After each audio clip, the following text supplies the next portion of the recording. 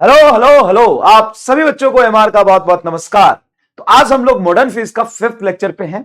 पहले 3 छोटे छोटे लेक्चर्स थे ड्यूरेशन में। पहले 3 लेक्चर में मैंने आपको फोटोन की सारी प्रॉपर्टी समझाई है, जितनी भी संभव प्रॉपर्टी है, रेडिएशन प्रेशर से लेकर के एब्जॉर्प्शन, रिफ्लेक्शन कोएफिशिएंट पे, नंबर ऑफ फोटोन पर सेकेंड और इंटेंसिटी, पावर, वो सारी चीजें हमने डिस्कस कर ली है।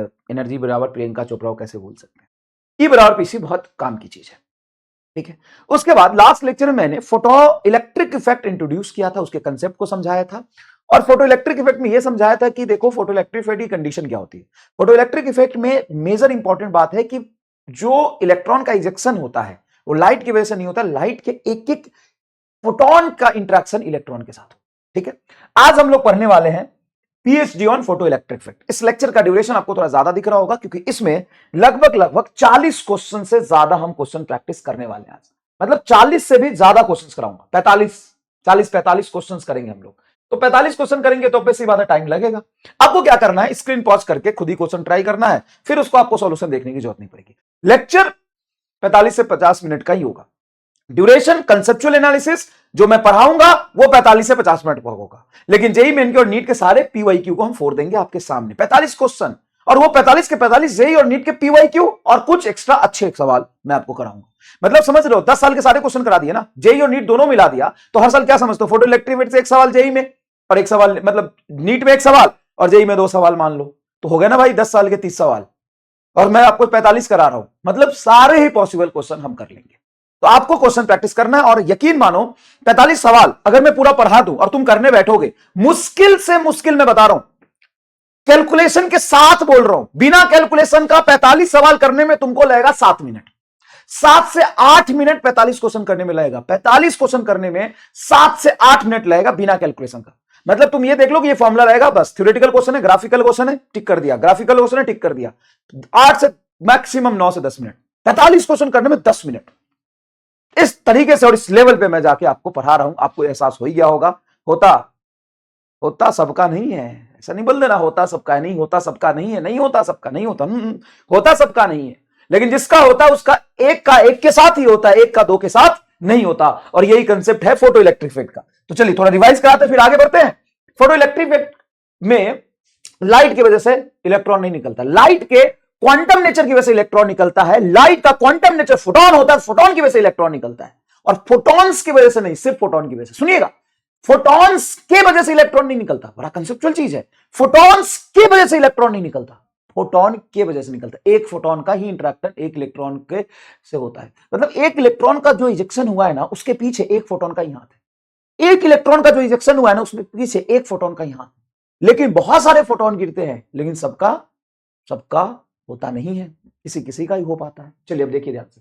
तो लाइट का एनर्जी वर्क फंक्शन से ज्यादा हो बराबर, इससे कोई मतलब नहीं है।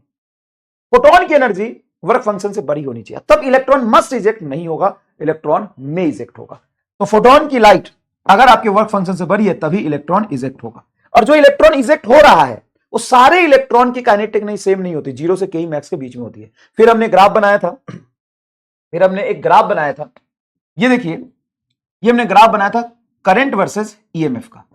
अब मैंने बोला था कि मान लो 100 इलेक्ट्रॉन निकल रहे हैं, 100 में से 5 ही पहुंच रहे हैं कैथोड से एनोड की तरफ। क्यों? क्योंकि निकल रहे हैं, खुद की वजह से दम पे पहुंच रहे हैं। अब मैंने वहां पे एक पॉजिटिव पोटेंशियल लगा दिया, तो निगेटिव इलेक्ट्रॉन को पॉजिटिव अट्रैक्ट करने लगा। तो कुछ पोटेंशियल पे थोड़ा और इलेक्ट्रॉन अट्रैक्ट हो गए, 20 हो गए, थोड़ा और पोटेंशियल बढ़ाया 40 हो गए, थोड़ा और पोटेंशियल बढ़ाया 80 हो गए, थोड़ा और पोटेंशियल बढ़ाया 90 हो गए, थोड़ा और पोटेंशियल बढ़ाया 100 हो गए। उसके बाद चाहे कितनी भी पोटेंशियल बढ़ा दो, 100 इलेक्ट्रॉन फोटोन से निकल रहे तो सारे के सारे पहुंच गए। तो अब एक्स्ट्रा इलेक्ट्रॉन तो निकल ही नहीं रहा, लगातार 100 इलेक्ट्रॉन निकल रहे थे और 100 के सब पहुंच गए एक पोटेंशियल पे। तो उस करंट को हम सैचुरेशन करंट कहते हैं, उसी करंट को हम सैचुरेशन करंट कहते हैं। अब मैं अगर बैटरी को उल्टा लगा दूं, तो उल्टा लगाते 5 के 5 इलेक्ट्रॉन नहीं रुकेंगे, बिना पोटेंशियल पे भी 5 इलेक्ट्रॉन पहुंच रहे थे, मतलब 5 के पास औकात थी पहुंचने की। जब आप बैटरी को उल्टा कर दोगे तो मैक्सिमम काइनेटिक एनर्जी लेके निकला था एकदम आइडियल कंडीशन में, वो इलेक्ट्रॉन भी एक पर्टिकुलर पोटेंशियल पर रुक जाता है, जिसको हम स्टॉपिंग पोटेंशियल कहते हैं।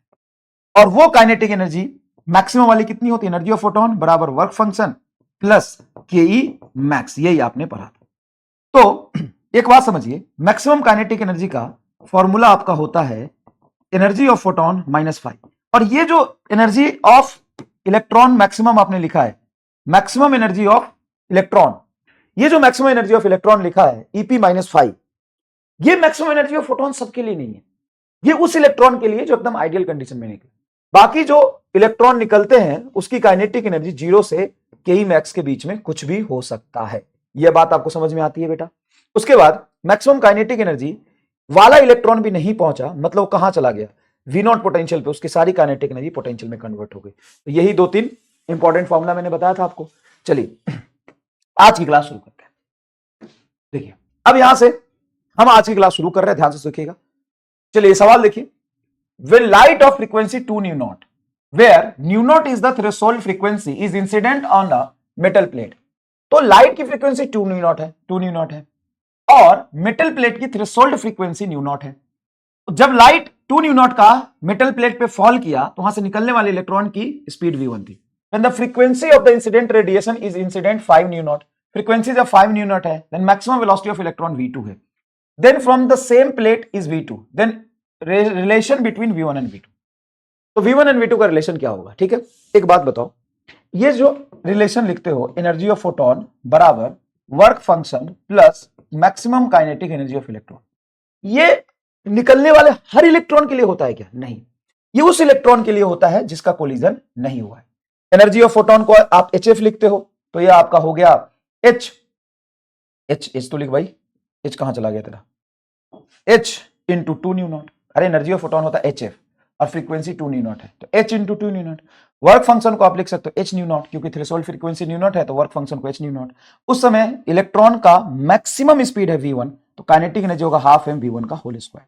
इस H nu naught को आप इधर ले आओ, क्यों लाए इधर, क्योंकि 2H nu naught था तो H nu naught इधर से आ जाएगा, तो 2H nu naught में से H nu naught घटाओगे तो आ जाएगा H nu naught बराबर हाफ m v1 का स्क्वायर। अब दूसरे केस में जब उसने ये बोला कि 5 nu naught का, तो 5H nu naught बराबर work function H nu naught plus half m v2 का स्क्वायर। ये H nu naught इधर आ गया, 5 में से 1 जाएगा, 4H nu naught बराबर हाफ m v2 का स्क्वायर, इक्वेशन 2। और ये इक्वेशन आपका था 1 को 2 से डिवाइड कर दिया, ये 1 था, ये 2 से डिवाइड कर दिया, तो डिवाइड कर दो। H nu naught से H nu naught कट गया, 1/4 इज इक्वल टू m/2 से m/2 कट गया, v1 का स्क्वायर बाई v2 का स्क्वायर, स्क्वायर इधर लाओगे तो v1 बाई v2 आ गया 1/√4 मतलब 1/2। ये कितना आसान सा सवाल है, ठीक है, बहुत बढ़िया। चलिए आगे बढ़ते हैं। अब कुछ सवाल ऐसे ही मैंने आपको दिए थे। For a certain metal new is a 5 times of new not, मतलब लाइट की जो फ्रीक्वेंसी है, न्यू को फ्रीक्वेंसी को एफ या न्यू दोनों से रिप्रेजेंट करते हैं। लाइट की जो फ्रीक्वेंसी है वो थ्रेशोल्ड फ्रीक्वेंसी से 5 गुना है, तब लाइट की जो फ्रीक्वेंसी है थ्रेशोल्ड फ्रीक्वेंसी से 5 गुना, देखो 5 times of new not. And the maximum velocity of the coming photon photo electron is इतना, जो इलेक्ट्रॉन निकलता है ना उसको फोटो इलेक्ट्रॉन कहते हैं, क्योंकि फोटोन की वजह से निकला है। अब उसकी स्पीड दे दी 8 × 10⁶, ठीक है, स्पीड दे दी। अब बोल रहा है जब फ्रीक्वेंसी 2 nu naught था, जब फ्रीक्वेंसी 2 nu naught था तो उसकी मैक्सिमम स्पीड क्या होगी? सेम ही सवाल नहीं हो गया? देखो, energy of photon is equal to work function plus kinetic energy को लिख सकते हैं हाफ m v max का होल स्क्वायर। पहले केस में एनर्जी ऑफ फोटोन है बेटा h × 5 nu naught, h × 5 nu naught, और थ्रेशोल्ड वर्क फंक्शन को लिख सकते हैं थ्रेशोल्ड फ्रीक्वेंसी के टाइप से h nu naught plus half m v1 का स्क्वायर। ये इधर आ जाएगा, 5 में से 1 जाएगा 4, देखिए 5 में से 1 जाएगा 4 बराबर हाफ m उसका। अब उसने डबल थ्रेशोल्ड फ्रीक्वेंसी दी लाइट की, तो डबल फ्रीक्वेंसी दी तो 2h nu naught, और यहां पे रखोगे h nu naught, इधर आके h nu naught बनेगा, दूसरे केस में आ गया, ये पहले केस में आ गया। जैसा पिछला सवाल था, दोनों को डिवाइड कर दो, h nu से h nu कट गया, हाफ से हाफ कट गया, m से m कट गया, तो 4 बराबर हो गया v1 बाई v2 का होल स्क्वायर। और आपसे क्या पूछा है? दूसरे v1 की वैल्यू उसने दिया इतना, ठीक है। स्क्वायर को इधर करोगे तो √4 2 आ जाएगा, तो v1 by v2 is equal to आपका आ गया 2। क्लियर है क्या? हाँ सर, 2 आ गया। अब आपको क्या करना है? v2 निकालना, v1 आपको पता है, तो v2 बराबर हो जाएगा v1 बाई 2। v1 बोलिए कितना? 8 × 10⁶/2, तो आ जाएगा 4। तो ये आपका आंसर आ गया, जस्ट पिछले वाला है था क्वेश्चन। ये देखो, when photon of energy 3.8 electron volt, photon की energy 3.8 electron volt falls on the metallic surface of work function 2.8 electron volt, ठीक है, then kinetic energy of the emitted electron will be। तो देखो, एनर्जी ऑफ फोटोन बराबर work function बराबर max kinetic energy of electron. अब photon की energy देखो 3.8 रख दी, वर्क फंक्शन साफ साफ लिखा है 2.8 रख दिया, काइनेटिक एनर्जी निकाल दिया, तो काइनेटिक एनर्जी क्या आएगा? 3.8 में से 2.8 1 इलेक्ट्रॉन वोल्ट। और जैसे ही आप यहाँ पे 1 इलेक्ट्रॉन वोल्ट टिक करेंगे, ये आपका आंसर गलत हो जाए। और ये जरूर नोट्स में लिखिएगा, इसको MR स्कैम लिख के जरूर नोट्स में लिखिएगा। इसका आंसर होगा 0 से 1 इलेक्ट्रॉन वोल्ट, क्योंकि सवाल में काइनेटिक एनर्जी ऑफ इलेक्ट्रॉन पूछा है आपसे, kinetic energy maximum kinetic energy of electron नहीं पूछा है, माइंड इट।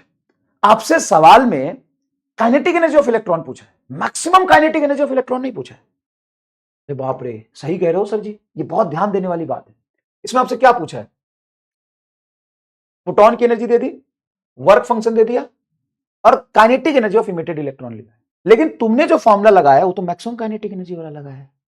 बताओ, और ये कब से मैं तुमको सिखाते आ रहा हूं, तो कितने लोग यहां पे हमारे स्कैम में पास करके जरूर बताइएगा। चलिए नेक्स्ट देखिए, the work function of the substance is 4 electron volt. ठीक है, work function 4 electron volt. Then longest wavelength of light that can cause the emission of photo electrons, तो उतने वर्क फंक्शन के बराबर जो फोटोन की एनर्जी होगी वो निकाल देगा। फोटोन की एनर्जी को हम लिख सकते हैं SC बाई लेमडा नॉट बराबर 4 EV नॉट। यहां से सॉल्व करोगे, SC की value 12,400 electron volt, lambda naught बराबर 4 इलेक्ट्रॉन वोल्ट, लेमडा नॉट को यहां ले जाओ, इसको यहां रखो, सॉल्व करके 310, एक मिनट, 310 नैनोमीटर आ जाएगा, है ना। 310 नैनोमीटर मतलब 3100 एंगस्ट्रम और 310 नैनोमीटर। ठीक है, जब यहां पर देखोगे तो ये 310 नैनोमीटर का लॉन्गेस्ट वेवलेंथ निकाल सकते हैं। इससे बड़ी वेवलेंथ पे तो एनर्जी कम हो जाएगी, तो फोटोन निकलेगा ही नहीं। ये बड़ा आसान सवाल होता है, केमिस्ट्री में भी शायद ऐसे सवाल आपने किए होंगे। अब ये देखिए, the threshold frequency of the metal is F0, threshold frequency F0 है। ठीक है, when the light of frequency 2F0 is incident on the metal plate, then maximum velocity of the photoelectron is v1 when the frequency of the incident radiation is 5 nm। अब देखो, ये JEE Main 2023 का सवाल है, ये 2 बार हम same question कर चुके हैं, अब इसको करने की जरूरत नहीं, बताइए ना, सेम लैंग्वेज पे 2 बार हम कर चुके हैं। ये बताइए, जेईई मेन 2022 का सवाल है, क्या कह रहा है सवाल, जरा देखिएगा। JEE main 2022, the light of 2 different frequency whose photons have energy 3.8 electron volt and 1.4 electron volt. 2 photon है, उन दोनों फोटोन की एनर्जी 3.8 and 1.4 दिया हुआ है। Illuminated a metallic surface whose work function is 0.6 electron volt. The ratio of maximum speed of the emitted electron for the two frequency respectively will be, frequency 3.8, पहले frequency 3.8 and work function है 0.6। दोनों case में metal वही है, photon 2 अलग अलग है लेकिन मेटल सेम है। तो पहले फोटोन की एनर्जी 3.8 और work function 0.6 plus half mv1 का स्क्वायर, यही एनर्जी ऑफ फोटोन बराबर work function plus half mv1 का होल स्क्वायर।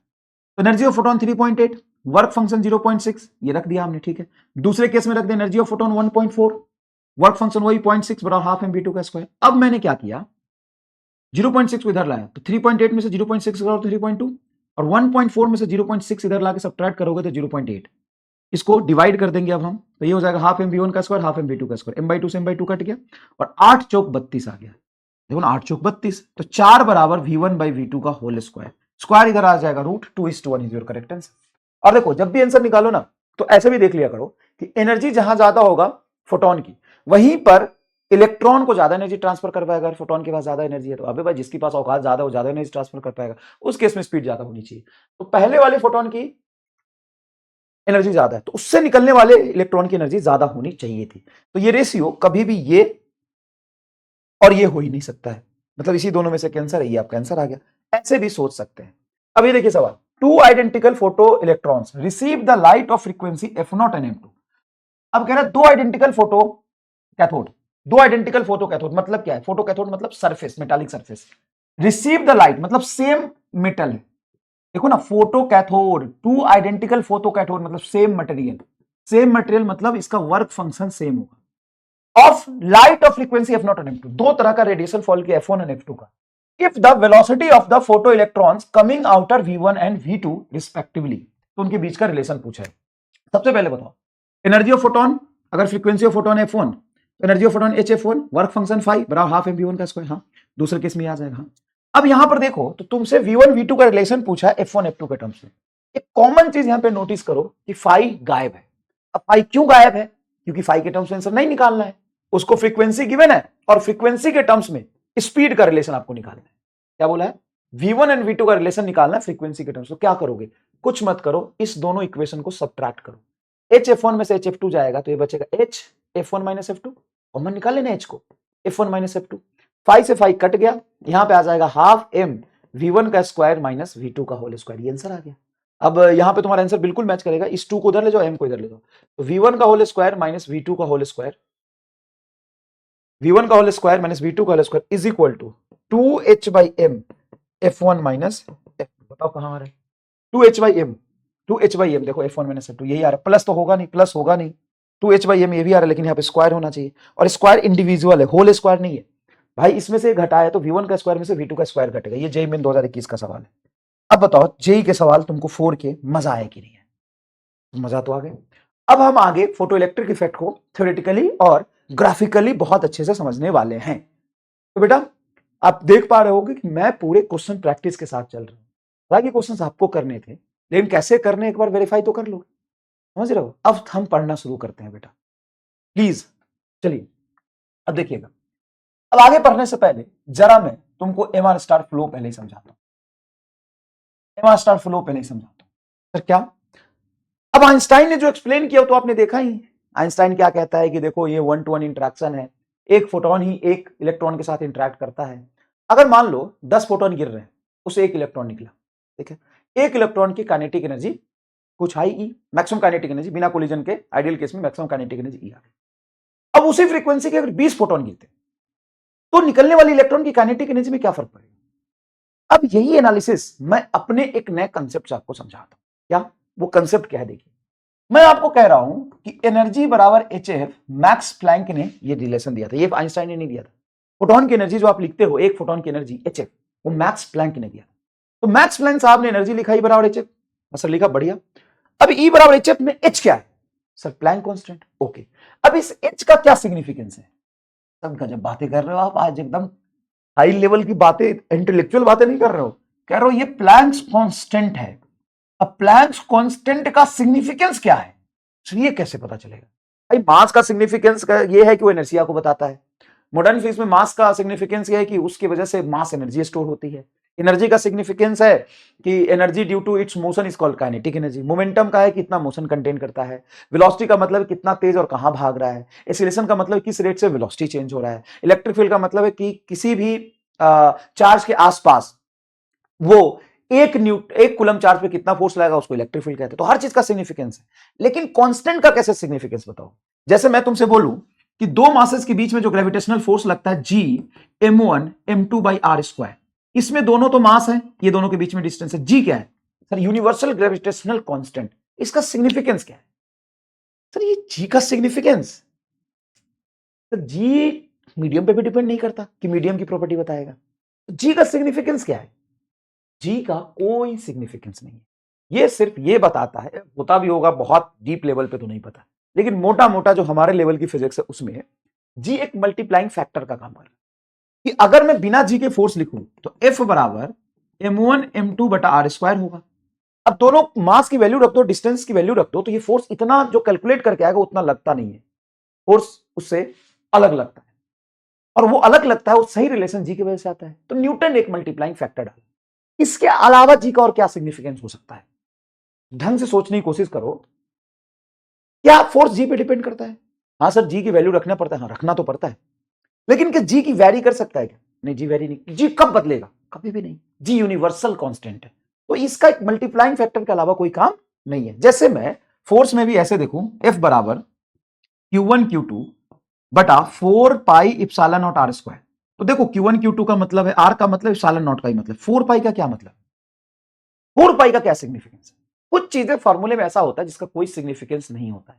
फील आया तो एक बार दिल बना देना कि सर जोरदार कंसेप्ट तो समझ में आया है कि एक्चुअल में ये मल्टीप्लाइंग फैक्टर क्या। देखो इप्सिलॉन नॉट तो मीडियम की प्रॉपर्टी है, लेकिन 4 पाई का कोई सिग्निफिकेंस नहीं, जी का कोई सिग्निफिकेंस नहीं। उसी तरीके से प्लैंक कांस्टेंट का, और देखो मैंने बोला था ना मैक्स प्लैंक ने दिया था तो अपने नाम पे कांस्टेंट बनाया, लेकिन इस कांस्टेंट का कोई मतलब नहीं। क्या बात कर रहा हूं? हाँ, ये एक मल्टीप्लाइंग फैक्टर के अलावा कुछ नहीं है। तो अगर मैं बात करूं फॉर अ फोटोन, फोटोन के लिए प्लैंक कांस्टेंट का फॉर्मूला एक मल्टीप्लाइंग फैक्टर के अलावा कुछ नहीं है। तो फिजिकली क्या मैं ये कह सकता हूं कि एच का कोई मतलब नहीं है? तो फिजिकली एनर्जी ही फ्रीक्वेंसी है। क्या एनर्जी और फ्रीक्वेंसी एक दूसरे का सिनोनिम्स है? यस। अब मैं लिखता हूं एनर्जी लाइट का नहीं, फोटोन का, energy of photon is proportional to frequency. अगर मैं फ्रीक्वेंसी को कांस्टेंट रख दूं, एक फोटोन की एनर्जी कांस्टेंट हो जाएगी। अगर मैं फ्रीक्वेंसी को बढ़ाऊं तो फोटोन की एनर्जी बढ़ेगी, अगर मैं फ्रीक्वेंसी को घटाऊं तो फोटोन की एनर्जी घटेगी। लेकिन होल एंड सोल आज से, जैसे सिनोनिम्स कहते हैं ना कि एक ही जैसा काम है दोनों का, एक वर्ड का एक ही मतलब है, वो सिनोनिम्स एक दूसरे का मतलब frequency is the synonyms of energy, energy is the synonyms of frequency. Frequency बढ़ाओगे एनर्जी बढ़ जाएगी, फ्रीक्वेंसी घटाओगे एक फोटोन की एनर्जी घट जाएगी। और अगर तूने फ्रीक्वेंसी कांस्टेंट रखी तो किसी माई का लाल का दम नहीं है कि फोटोन की एनर्जी बढ़ा दे, क्योंकि फ्रीक्वेंसी ही सब कुछ है, फ्रीक्वेंसी ही फोटोन की एनर्जी बस। एच तो मल्टीप्लाइंग फैक्टर है, एच तो मल्टीप्लाइंग फैक्टर है, एच का कोई मतलब ही नहीं है। एच एक न्यूमेरिकल वैल्यू है, न्यूमेरिकली एच, देखो फ्रीक्वेंसी की value 1.6 into 10 to the power 13 hertz है, मान लो ये तुम्हारा फ्रीक्वेंसी भी है, अब इसको एनर्जी बोल दू नहीं, एच से मल्टीप्लाई कर दूंगा तो ये मेरा एनर्जी हो जाएगा, बात सही है। तो न्यूमेरिकली एच मल्टीप्लाई करने पर ही एनर्जी बनेगा, तो न्यूमेरिकल वैल्यू एच का है कि फ्रीक्वेंसी को एच से मल्टीप्लाई करके एनर्जी बनेगा, लेकिन फिजिकली एनर्जी और फ्रीक्वेंसी और एनर्जी सेम ही चीज है। लेकिन एनर्जी किसका, फोटोन का, एक फोटोन की फ्रीक्वेंसी, एक फोटोन की एनर्जी एक ही बात फिजिकली। अगर तुम फ्रीक्वेंसी को कांस्टेंट रख दो एक बार और बता दो किस तरीके से तुम फोटोन की एनर्जी चेंज कर दो, पावर चेंज कर सकते हो। पावर का फॉर्मूला क्या होता है, टोटल एनर्जी ऑफ लाइट बटा पर सेकेंड। इंटेंसिटी का फॉर्मूला क्या होता है, टोटल एनर्जी ऑफ लाइट पर यूनिट एरिया पर सेकेंड। अब देखो एनर्जी पावर को तुम लिखोगे NHF बाई टी। अब देखो पावर चेंज करोगे तो नंबर चेंज होगा, टी चेंज होगा, लेकिन अगर फ्रीक्वेंसी कांस्टेंट तो एक फोटोन की एनर्जी तो कांस्टेंट होगी ना। अगर तुम पावर चेंज कर दो रेडिएशन का, रेडिएशन की इंटेंसिटी चेंज कर दो, जो मन गए चेंज कर दो, लेकिन अगर फ्रीक्वेंसी कांस्टेंट है, एक फोटोन की एनर्जी कांस्टेंट, और इंटेंसिटी चेंज किया तो अब देखो, अब तुमको मैंने पढ़ाए हुए बहुत अच्छे से बेटा, बहुत सारे न्यूमेरिकल कराए थे। अगर तुम बोलो कि फ्रीक्वेंसी कांस्टेंट है, फ्रीक्वेंसी कांस्टेंट है और इंटेंसिटी चेंज कर रहे, इंटेंसिटी बराबर होता है NHF बाई AT। अब तुमने अगर बोल दिया कि मेरा फ्रीक्वेंसी कांस्टेंट है, तो इंटेंसिटी का मतलब क्या होगा, तो इंटेंसिटी ये तो एक्सटर्नल पैरामीटर है, एक तो ऐसे ही कांस्टेंट, इंटेंसिटी का मतलब सिर्फ नंबर होगा। अगर इंटेंसिटी चेंज कर रहे हो तो नंबर ऑफ फोटोन चेंज हो जाएगा, लेकिन फ्रीक्वेंसी कांस्टेंट है, और फ्रीक्वेंसी कांस्टेंट है तो एक फोटोन की एनर्जी कांस्टेंट, एक फोटोन की एनर्जी कांस्टेंट। बहुत अच्छे से दिमाग में सेट हुआ, हाँ चलो। अब मैं अगर तुम्हें ये बोलूं कि मैं फ्रीक्वेंसी चेंज करता हूं, मतलब मान लो भाई यहां पे एक तरीका लिखाता हूं कि फ्रीक्वेंसी मैंने मान लो चेंज किया, फ्रीक्वेंसी चेंज किया। अब दुनिया में और क्या क्या चेंज होगा मुझे नहीं पता, लेकिन एक फोटोन की एनर्जी चेंज होगी कि नहीं, energy of each photon will change, energy of each photon will change, yes और नो, सीधा सा है। E बराबर HF, E बराबर HF, देखो E बराबर HF। तो अगर मैं एनर्जी को सॉरी फ्रीक्वेंसी को चेंज करता हूं, सोर्स की फ्रीक्वेंसी को चेंज करता हूं, तो एक फोटोन की एनर्जी चेंज हो जाएगी। अब इस इक्वेशन से समझो, फोटोइलेक्ट्रिक इफेक्ट का जो इक्वेशन है वो एक फोटोन के लिए तो है, एक फोटोन जिसने सच में इंटरेक्ट कर लिया इलेक्ट्रॉन से, अगर उस फोटोन की आप एनर्जी बढ़ा देते तो फोटोन की एनर्जी बढ़ गई तो इलेक्ट्रॉन को ज्यादा एनर्जी देगा, तो इलेक्ट्रॉन आइडियल कंडीशन में कोलिजन नहीं करता तो ज्यादा एनर्जी लेके निकलेगा, तो काइनेटिक एनर्जी ऑफ इलेक्ट्रॉन बढ़ जाएगा, यस और नो। हाँ sir, kinetic energy of electron will change, kinetic energy of electron will change, क्यों, क्योंकि फ्रीक्वेंसी चेंज हुआ, फ्रीक्वेंसी चेंज होने से फोटोन की एनर्जी चेंज होगी, फोटोन की एनर्जी चेंज होने से काइनेटिक एनर्जी चेंज होगी, और इसी काइनेटिक एनर्जी चेंज होने से अब आपने एक और रिलेशन पढ़ा था कि maximum kinetic energy is equal to EV naught. क्या अब इलेक्ट्रॉन की एनर्जी बढ़ गई है तो उसको रोकने के लिए स्टॉपिंग पोटेंशियल ज्यादा चाहिए, हाँ सर, तो stopping potential will change, stopping potential will change, stopping potential change होगा। मतलब स्टॉपिंग पोटेंशियल क्या है, सो बैटरी का वो पोटेंशियल जिस पर मैक्सिमम काइनेटिक एनर्जी से आने वाला इलेक्ट्रॉन भी रुक जाए। कितना आसान भाषा में समझा रहा हूं, हाँ सर। अगर मैंने स्टॉपिंग पोटेंशियल की बात करी तो स्टॉपिंग पोटेंशियल एनर्जी, तुमको समथिंग नहीं लग रहा कि एनर्जी से रिलेटेड चीज है, हाँ सर, और यहाँ पे फ्रीक्वेंसी क्या है, ये भी एनर्जी से रिलेटेड चीज है। एनर्जी पे डिपेंड करता है, frequency is the nothing but synonyms of energy, and stopping potential is nothing but synonyms of energy. Energy पे डिपेंड करता है, एनर्जी पे डिपेंड करता है। अब आओ हम इंटेंसिटी की बात करते हैं। फॉर अ गिवन सोर्स, अगर मैं गिवन सोर्स लू, गिवन सोर्स का मतलब है कि मैं उसकी फ्रीक्वेंसी को कांस्टेंट बना दिया, और अब मैं इंटेंसिटी चेंज करूं, तो इंटेंसिटी का आप फॉर्मूला जानते हैं बेटा, कि अगर उसने बोला फ्रीक्वेंसी कांस्टेंट तो इंटेंसिटी मतलब नंबर ऑफ फोटोन, अगर वो फ्रीक्वेंसी के बारे में कुछ नहीं बोला तो भी फ्रीक्वेंसी कांस्टेंट लेते हैं, अगर उस फ्रीक्वेंसी को वेरी करता है तो इंटेंसिटी का मतलब होता है number of photon and frequency दोनों। याद है, लिख के बताया मास्टर बॉक्स में, तुम्हें एक बार रिवाइज कर लो, देख लो, नोट्स पलट के देख लो, प्लीज एक बार नोट्स पलट के देख लो। अब देखो यहां पर, अगर मैं इंटेंसिटी को चेंज करूं, इंटेंसिटी चेंज। अगर मैं इंटेंसिटी को चेंज करता हूं कांस्टेंट फ्रीक्वेंसी पे, तो मुझे बताओ इंटेंसिटी का फॉर्मूला है NHF/AT। फ्रीक्वेंसी कांस्टेंट बोला सिर्फ और सिर्फ तभी की बात कर रहा हूं, अगर फ्रीक्वेंसी वेरिएबल होगा तो इंटेंसिटी का मतलब नंबर ऑफ फोटोन और फ्रीक्वेंसी दोनों होगा। लेकिन अगर फ्रीक्वेंसी कांस्टेंट बोल दो, ये कांस्टेंट, तो नंबर ऑफ फोटोन का मतलब ही इंटेंसिटी होगा। Intensity is nothing but photon flux बोला था। तो इंटेंसिटी चेंज किया तो फोटोन का नंबर चेंज होगा, नंबर ऑफ फोटोन चेंज होगा, photon change, but energy of each photon is same, energy of each photon is same, photon is same. Sir how? देखो, क्योंकि फ्रीक्वेंसी कांस्टेंट है, और frequency अगर तूने कांस्टेंट कर दिया तो एक एक फोटोन की एनर्जी कांस्टेंट रहेगी, एक एक फोटोन की एनर्जी कांस्टेंट रहेगी। क्या चेंज हो गई? नंबर ऑफ फोटोन इंक्रीज हो गया इंटेंसिटी बढ़ने पर। जैसे मान लो कि मेरे पास एक पिस्तौल है और मैं तेरे घर आऊं तेरा मर्डर करने, तो मैं एक पिस्तौल निकाला और उस पिस्तौल से ई एनर्जी से बुलेट निकलता है। मैंने गोली मार दिया तो मैं ई एनर्जी से बुलेट तुमको छेद गया, है ना, हिट कर गया। ओके सर जी, लेकिन हम जिंदा बच गए सर जी। अब तू एक बुलेट से नहीं मरा, तू मजबूत आदमी है, तू कमजोर आदमी थोड़ी ना, तू मजबूत आदमी है। अब मैंने सोचा एक बुलेट से मरा नहीं, तो मैं कल को क्या किया, वो ले गया मशीन गन। अब उस मशीन गन में क्या होता है, हो जाता है ना। तो मशीन गन से भी हर बुलेट की निकलने की एनर्जी उतनी थी, मशीन गन से भी हर बुलेट की निकलने की एनर्जी उतनी थी। अब पिस्तौल से और मशीन गन में क्या फर्क पड़ा? तो देखो, पिस्तौल से निकलने वाले हर बुलेट की एनर्जी ई थी, लेकिन एक टाइम में एक ही बुलेट निकल रहा था। मशीन गन से हर बुलेट की एनर्जी निकलने की ई है, लेकिन एक बार में बहुत सारा निकल रहा था। अब मैं तेरे घर आया एकदम मशीन गन लेकर, अरे साला कहां बाहर निकल, और तू मिला मुझे, तुम भून दिया पूरा, भून के आगे। अब मैं घर आ गया, बढ़िया कि आज तो मार दिया मैंने।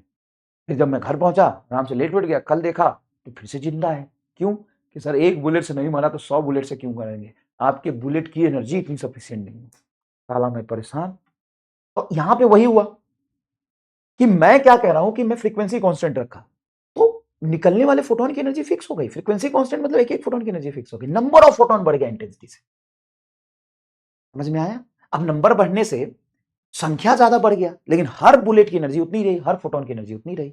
बताओ समझ में आया कि नहीं? हाँ, अब देखो, अब नंबर ऑफ फोटोन अगर चेंज हो गया, जैसे पहले 100 फोटोन पे एक इलेक्ट्रॉन निकल रहा था, एग्जांपल के लिए 100 फोटोन पे एक इलेक्ट्रॉन निकल रहा था, 999 का इंटरेक्शन नहीं हो रहा, इंटरेक्शन एक ही का हो रहा था।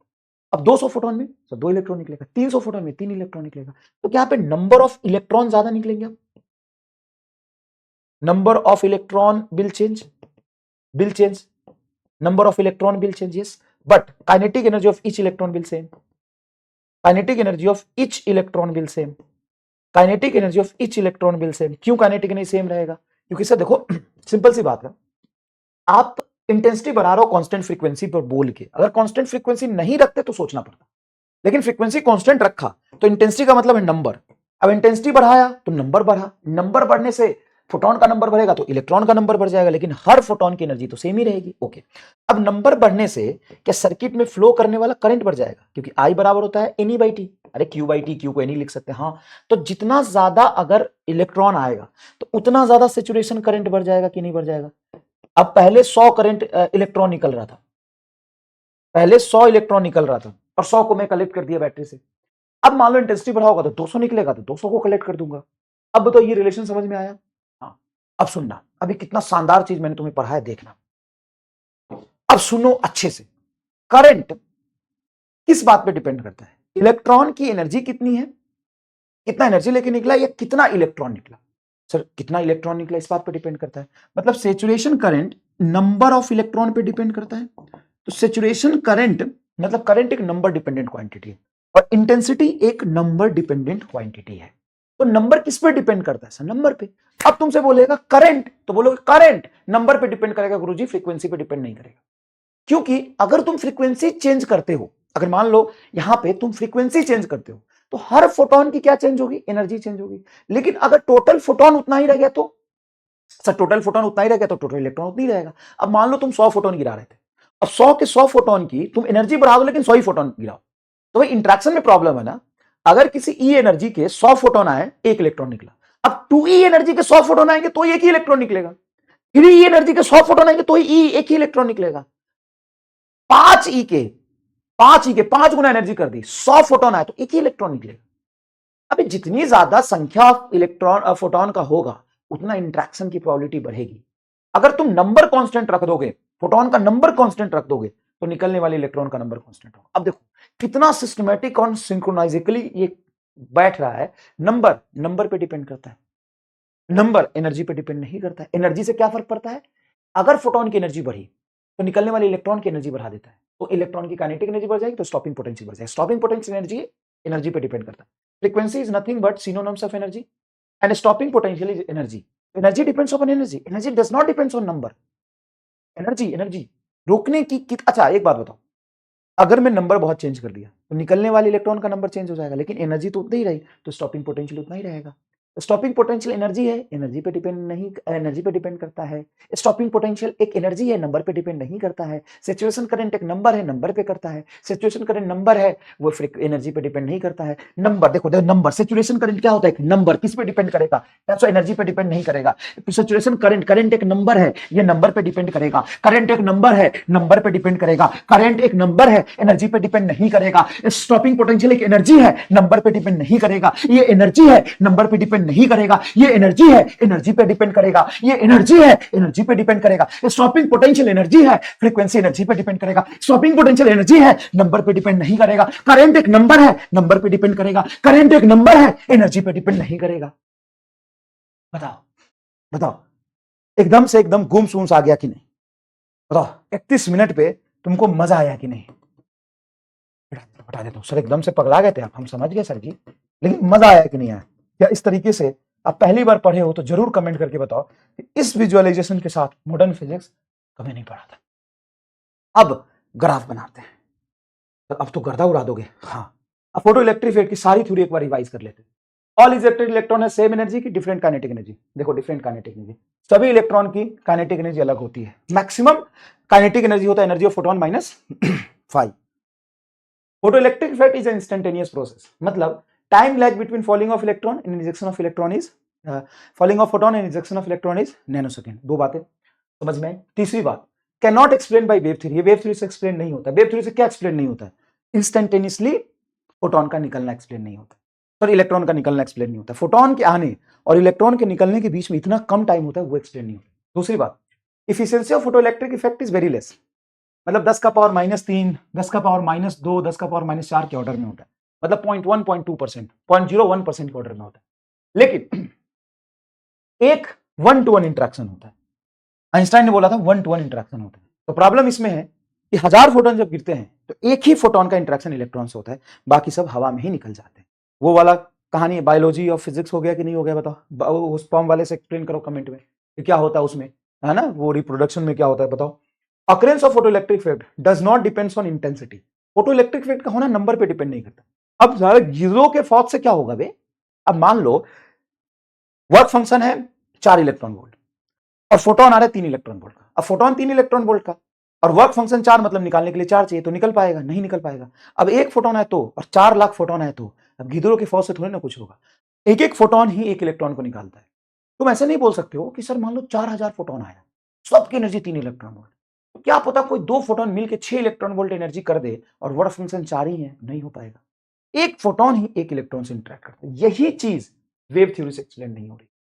अच्छा, तो occurrence of photoelectric effect does not depends on intensity. Intensity मतलब आज के बाद से क्या समझोगे सर? नंबर, कांस्टेंट फ्रीक्वेंसी पे। याद रखना, कांस्टेंट फ्रीक्वेंसी पे इंटेंसिटी मतलब नंबर। तो कितने फोटोन आ रहे हैं, इससे फोटोइलेक्ट्रिक इफेक्ट होगा कि नहीं होगा ये कंडीशन ही नहीं है। फोटोइलेक्ट्रिक की कंडीशन फ्रीक्वेंसी से डिफाइन होता है। लिखा है frequency is less than the critical frequency, the number of ejected electron, देखो then no electron will eject. No electron, no लिखा है, no electron will eject however intensity is high. Intensity तुम कितना भी हाई कर दो, अगर तुम्हारा frequency of light threshold frequency से कम है, क्रिटिकल फ्रीक्वेंसी से कम है, तो चाहे कितनी इंटेंसिटी हाई कर दो, इलेक्ट्रॉन नहीं निकलेगा। 1-to-1 इंटरेक्शन होता है। No sorry, 2 photon can not eject single electron and 1 photon can not eject 2 electron. 2 photon से 1 इलेक्ट्रॉन इंजेक्ट नहीं करेगा और 1 फोटोन 2 इलेक्ट्रॉन को इजेक्ट नहीं कराएगा। मैक्सिमम काइनेटिक एनर्जी कितनी होती है? EV0 के बराबर। और मैक्सिमम काइनेटिक एनर्जी के of electron, maximum kinetic energy of electron नहीं, sorry normal electron, kinetic energy of electron 0 से k मैक्स के बीच में कुछ भी हो सकता है। क्या देखिए, फ्रीक्वेंसी ऑफ फोटोन और लाइट, अगर थ्रेशोल्ड फ्रीक्वेंसी ज्यादा है तो इलेक्ट्रॉन में इजेक्ट, और wavelength of light threshold wavelength के कम या बराबर है देन इलेक्ट्रॉन में eject. Condition of occurrence of photoelectric does not depends on intensity. चलिए ठीक है, सैचुरेशन फोटो करंट बताओ। अब सैचुरेशन फोटो करंट क्या है सर? नंबर है।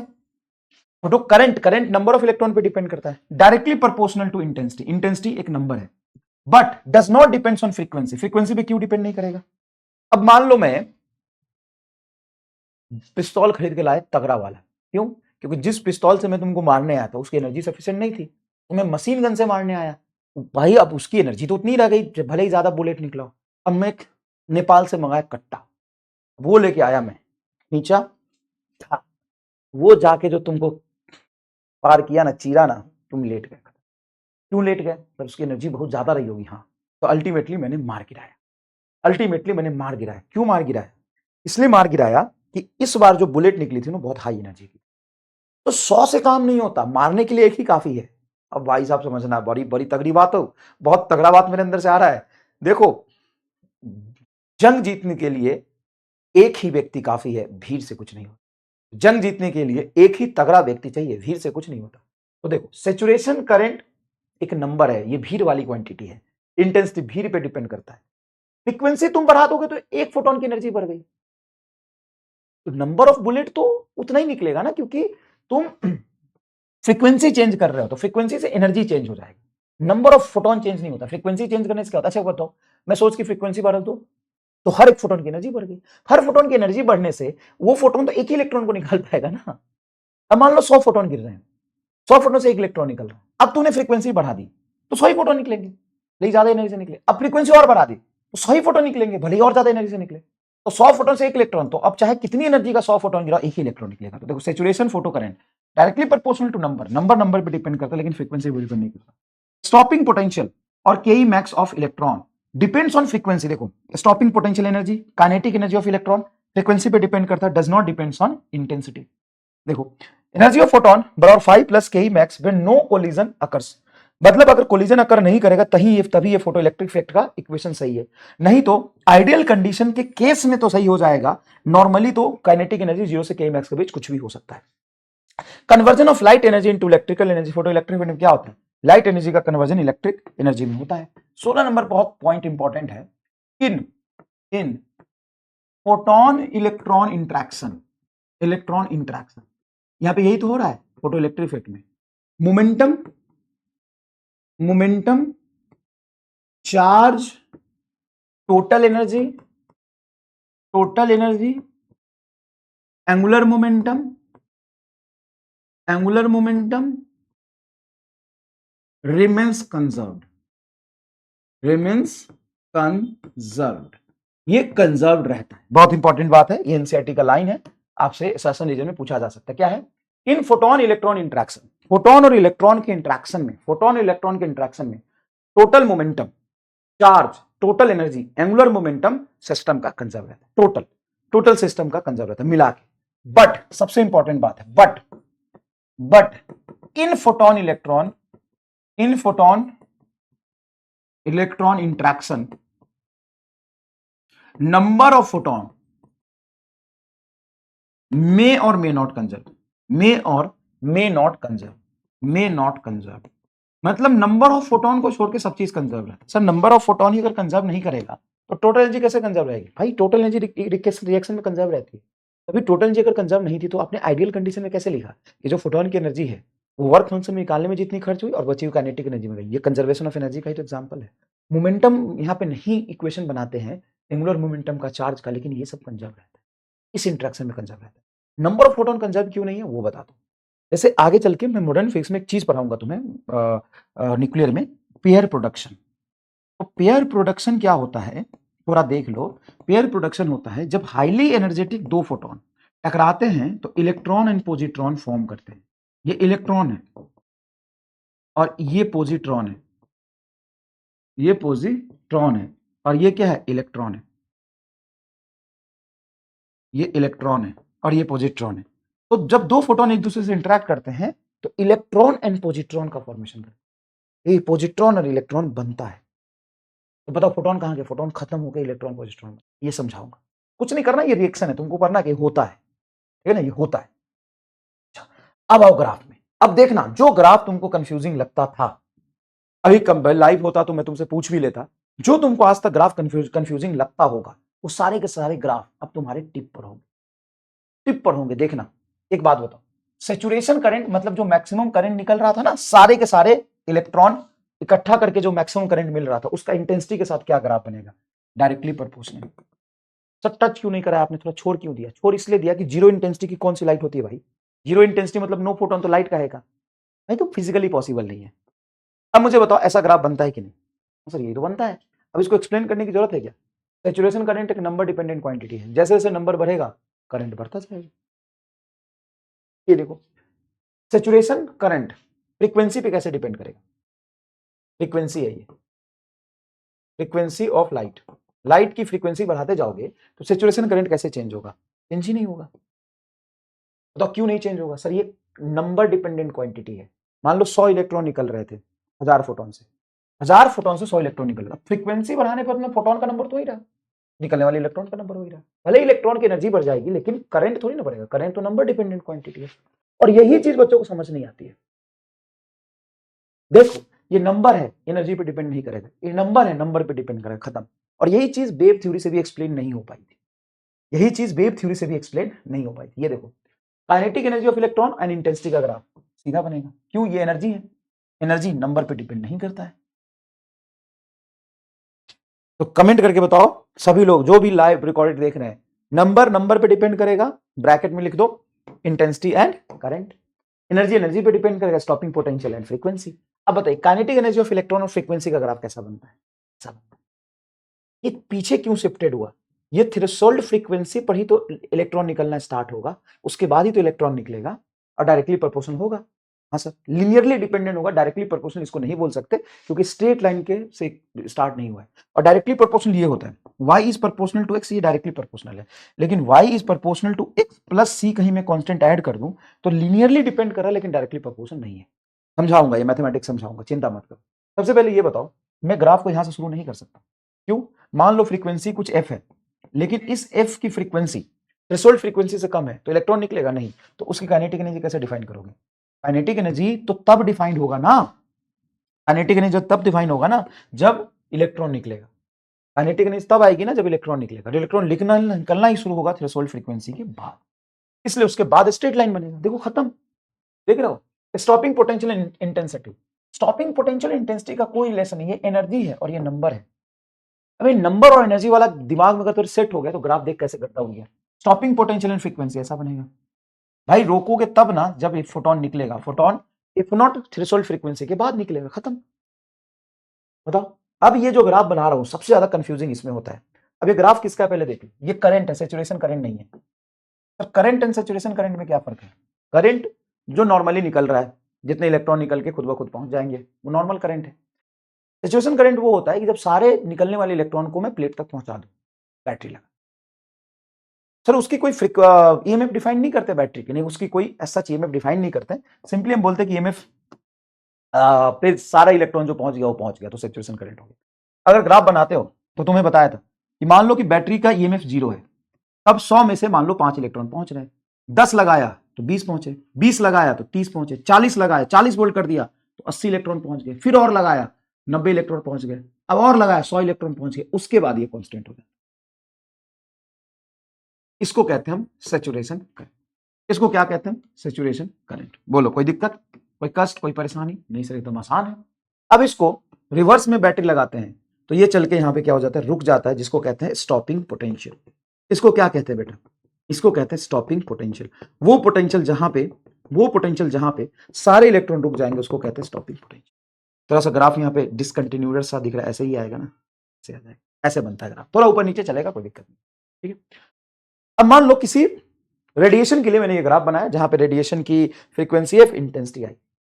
अब मैंने बोला कि फ्रीक्वेंसी में कांस्टेंट रखूंगा, मतलब हर फोटोन की एनर्जी कांस्टेंट रखूंगा और इंटेंसिटी वैरी करती है। अगर मैंने तुमको बता दिया कि फ्रीक्वेंसी कांस्टेंट है, मतलब क्या कांस्टेंट है, तो यहां पे कंक्लूजन क्या लिखेगा? सर कंक्लूजन लिखेगा energy of each photon is constant, energy of each photon is constant. सब कैसे पता चला आपको? ये गिवन है, ये कंडीशन गिवन है, हम ग्राफ प्लॉट कर रहे हैं, graph graph plot graph for, ये रहा, ये हमें गिवन है। अब ये गिवन है तो इसका मैं कंक्लूजन क्या निकालूंगा कि फ्रीक्वेंसी कांस्टेंट, तो energy of each photon is constant. हाँ sir, energy of each photon is constant and intensity variable, तो इंटेंसिटी का फॉर्मूला हो जाएगा NHF/8। ये सारी चीज कांस्टेंट है तो intensity is proportional to number of photon. हमेशा इंटेंसिटी नंबर ऑफ फोटोन के प्रोपोर्शनल होता है क्या? नहीं सर, हमेशा नहीं होता है। कब होता है? जब फ्रीक्वेंसी कांस्टेंट। अब मैं आपको क्या कह रहा हूं, मैं कह रहा हूं कि फ्रीक्वेंसी मेरा कांस्टेंट है और इंटेंसिटी वेरिएबल है। इंटेंसिटी वेरिएबल में क्या किया? बढ़ाया, मान इंटेंसिटी बढ़ाया। अब जैसे मैंने इंटेंसिटी बढ़ाया तो पहले मान लो 100 फोटोन थे ई एनर्जी के, अब इंटेंसिटी बढ़ाया तो 200 फोटोन हो गए, लेकिन एनर्जी सबकी उतनी रही। अब 200 फोटोन है तो इलेक्ट्रॉन ज्यादा निकलेगा, इलेक्ट्रॉन ज्यादा निकलेगा तो करंट ज्यादा होगा, करंट ज्यादा होगा, लेकिन सभी निकलने वाली इलेक्ट्रॉन की एनर्जी सेम ही है, तो रोकने के लिए स्टॉपिंग पोटेंशियल आपकी सेम रहेगी। अब मान लो इंटेंसिटी कम कर दिया, तो पहले 100 फोटोन थे तो 50 ही फोटोन निकलेंगे, 50 ही फोटोन निकलेंगे, 50 ही फोटोन निकल रहे, तो क्या ग्राफ ऐसा बन जाएगा? हाँ सर, ग्राफ ऐसा बन जाएगा। अब यहां पर ध्यान से सोचो, चाहे तुम कितनी भी इंटेंसिटी चेंज कर लो, कितनी भी इंटेंसिटी चेंज कर लो, वो नंबर चेंज कर पाएगा, लेकिन एनर्जी अगर तुम्हारा कांस्टेंट है तो स्टॉपिंग पोटेंशियल कांस्टेंट रहेगा। मतलब stopping potential does not depends on intensity. देखो, does not depends on intensity. दोबारा बता रहा हूं, 5वीं बार बता रहा हूं। एमआर स्टार फ्लो में भी बताया, फोटो इलेक्ट्रिक के 20 थ्योरी जो लिखा था उसमें भी बताया, और आपको दोबारा से बता रहा हूं, stopping potential does not depends on intensity. Stopping potential intensity पे डिपेंड नहीं करता, intensity number, stopping potential energy है। लेकिन यहां पे मान लो सैचुरेशन करंट तुम्हारा कुछ है, ये देखो I3, यहां पे सैचुरेशन करंट है तुम्हारा I2, और यहां सैचुरेशन करंट है तुम्हारा I3। तो जैसे जैसे इंटेंसिटी बढ़ा है, नंबर ऑफ फोटोन बढ़े तो नंबर ऑफ इलेक्ट्रॉन बढ़े तो करंट बढ़ गया। तो saturation current directly proportional to intensity. बोलो, मजा आया कि नहीं आया? मजा तो आ गया, बिल्कुल जोरदार समझ में आया। बताओ, यही ग्राफ तो बच्चों को समझ नहीं आता है। आप नंबर और एनर्जी के कंसेप्ट से देखो कितना इजी समझ, कितना इजी समझ गया। दूसरा देखिए, यहां पे मैंने बोला है कि नंबर ऑफ फोटोन मैंने कांस्टेंट और फ्रीक्वेंसी को वेरी कर रहा हूं, मतलब फ्रीक्वेंसी में चेंज करूंगा। अगर मैं फ्रीक्वेंसी चेंज कर रहा हूं, सबसे पहला conclusion, energy of each photon will change, energy of each photon will change, energy of each photon will change, yes और नो। हर फोटोन की एनर्जी अब चेंज होगी, हर फोटोन की एनर्जी अब चेंज होगी, हर फोटोन की एनर्जी अब चेंज, हर फोटोन की एनर्जी अब चेंज हो। क्या है?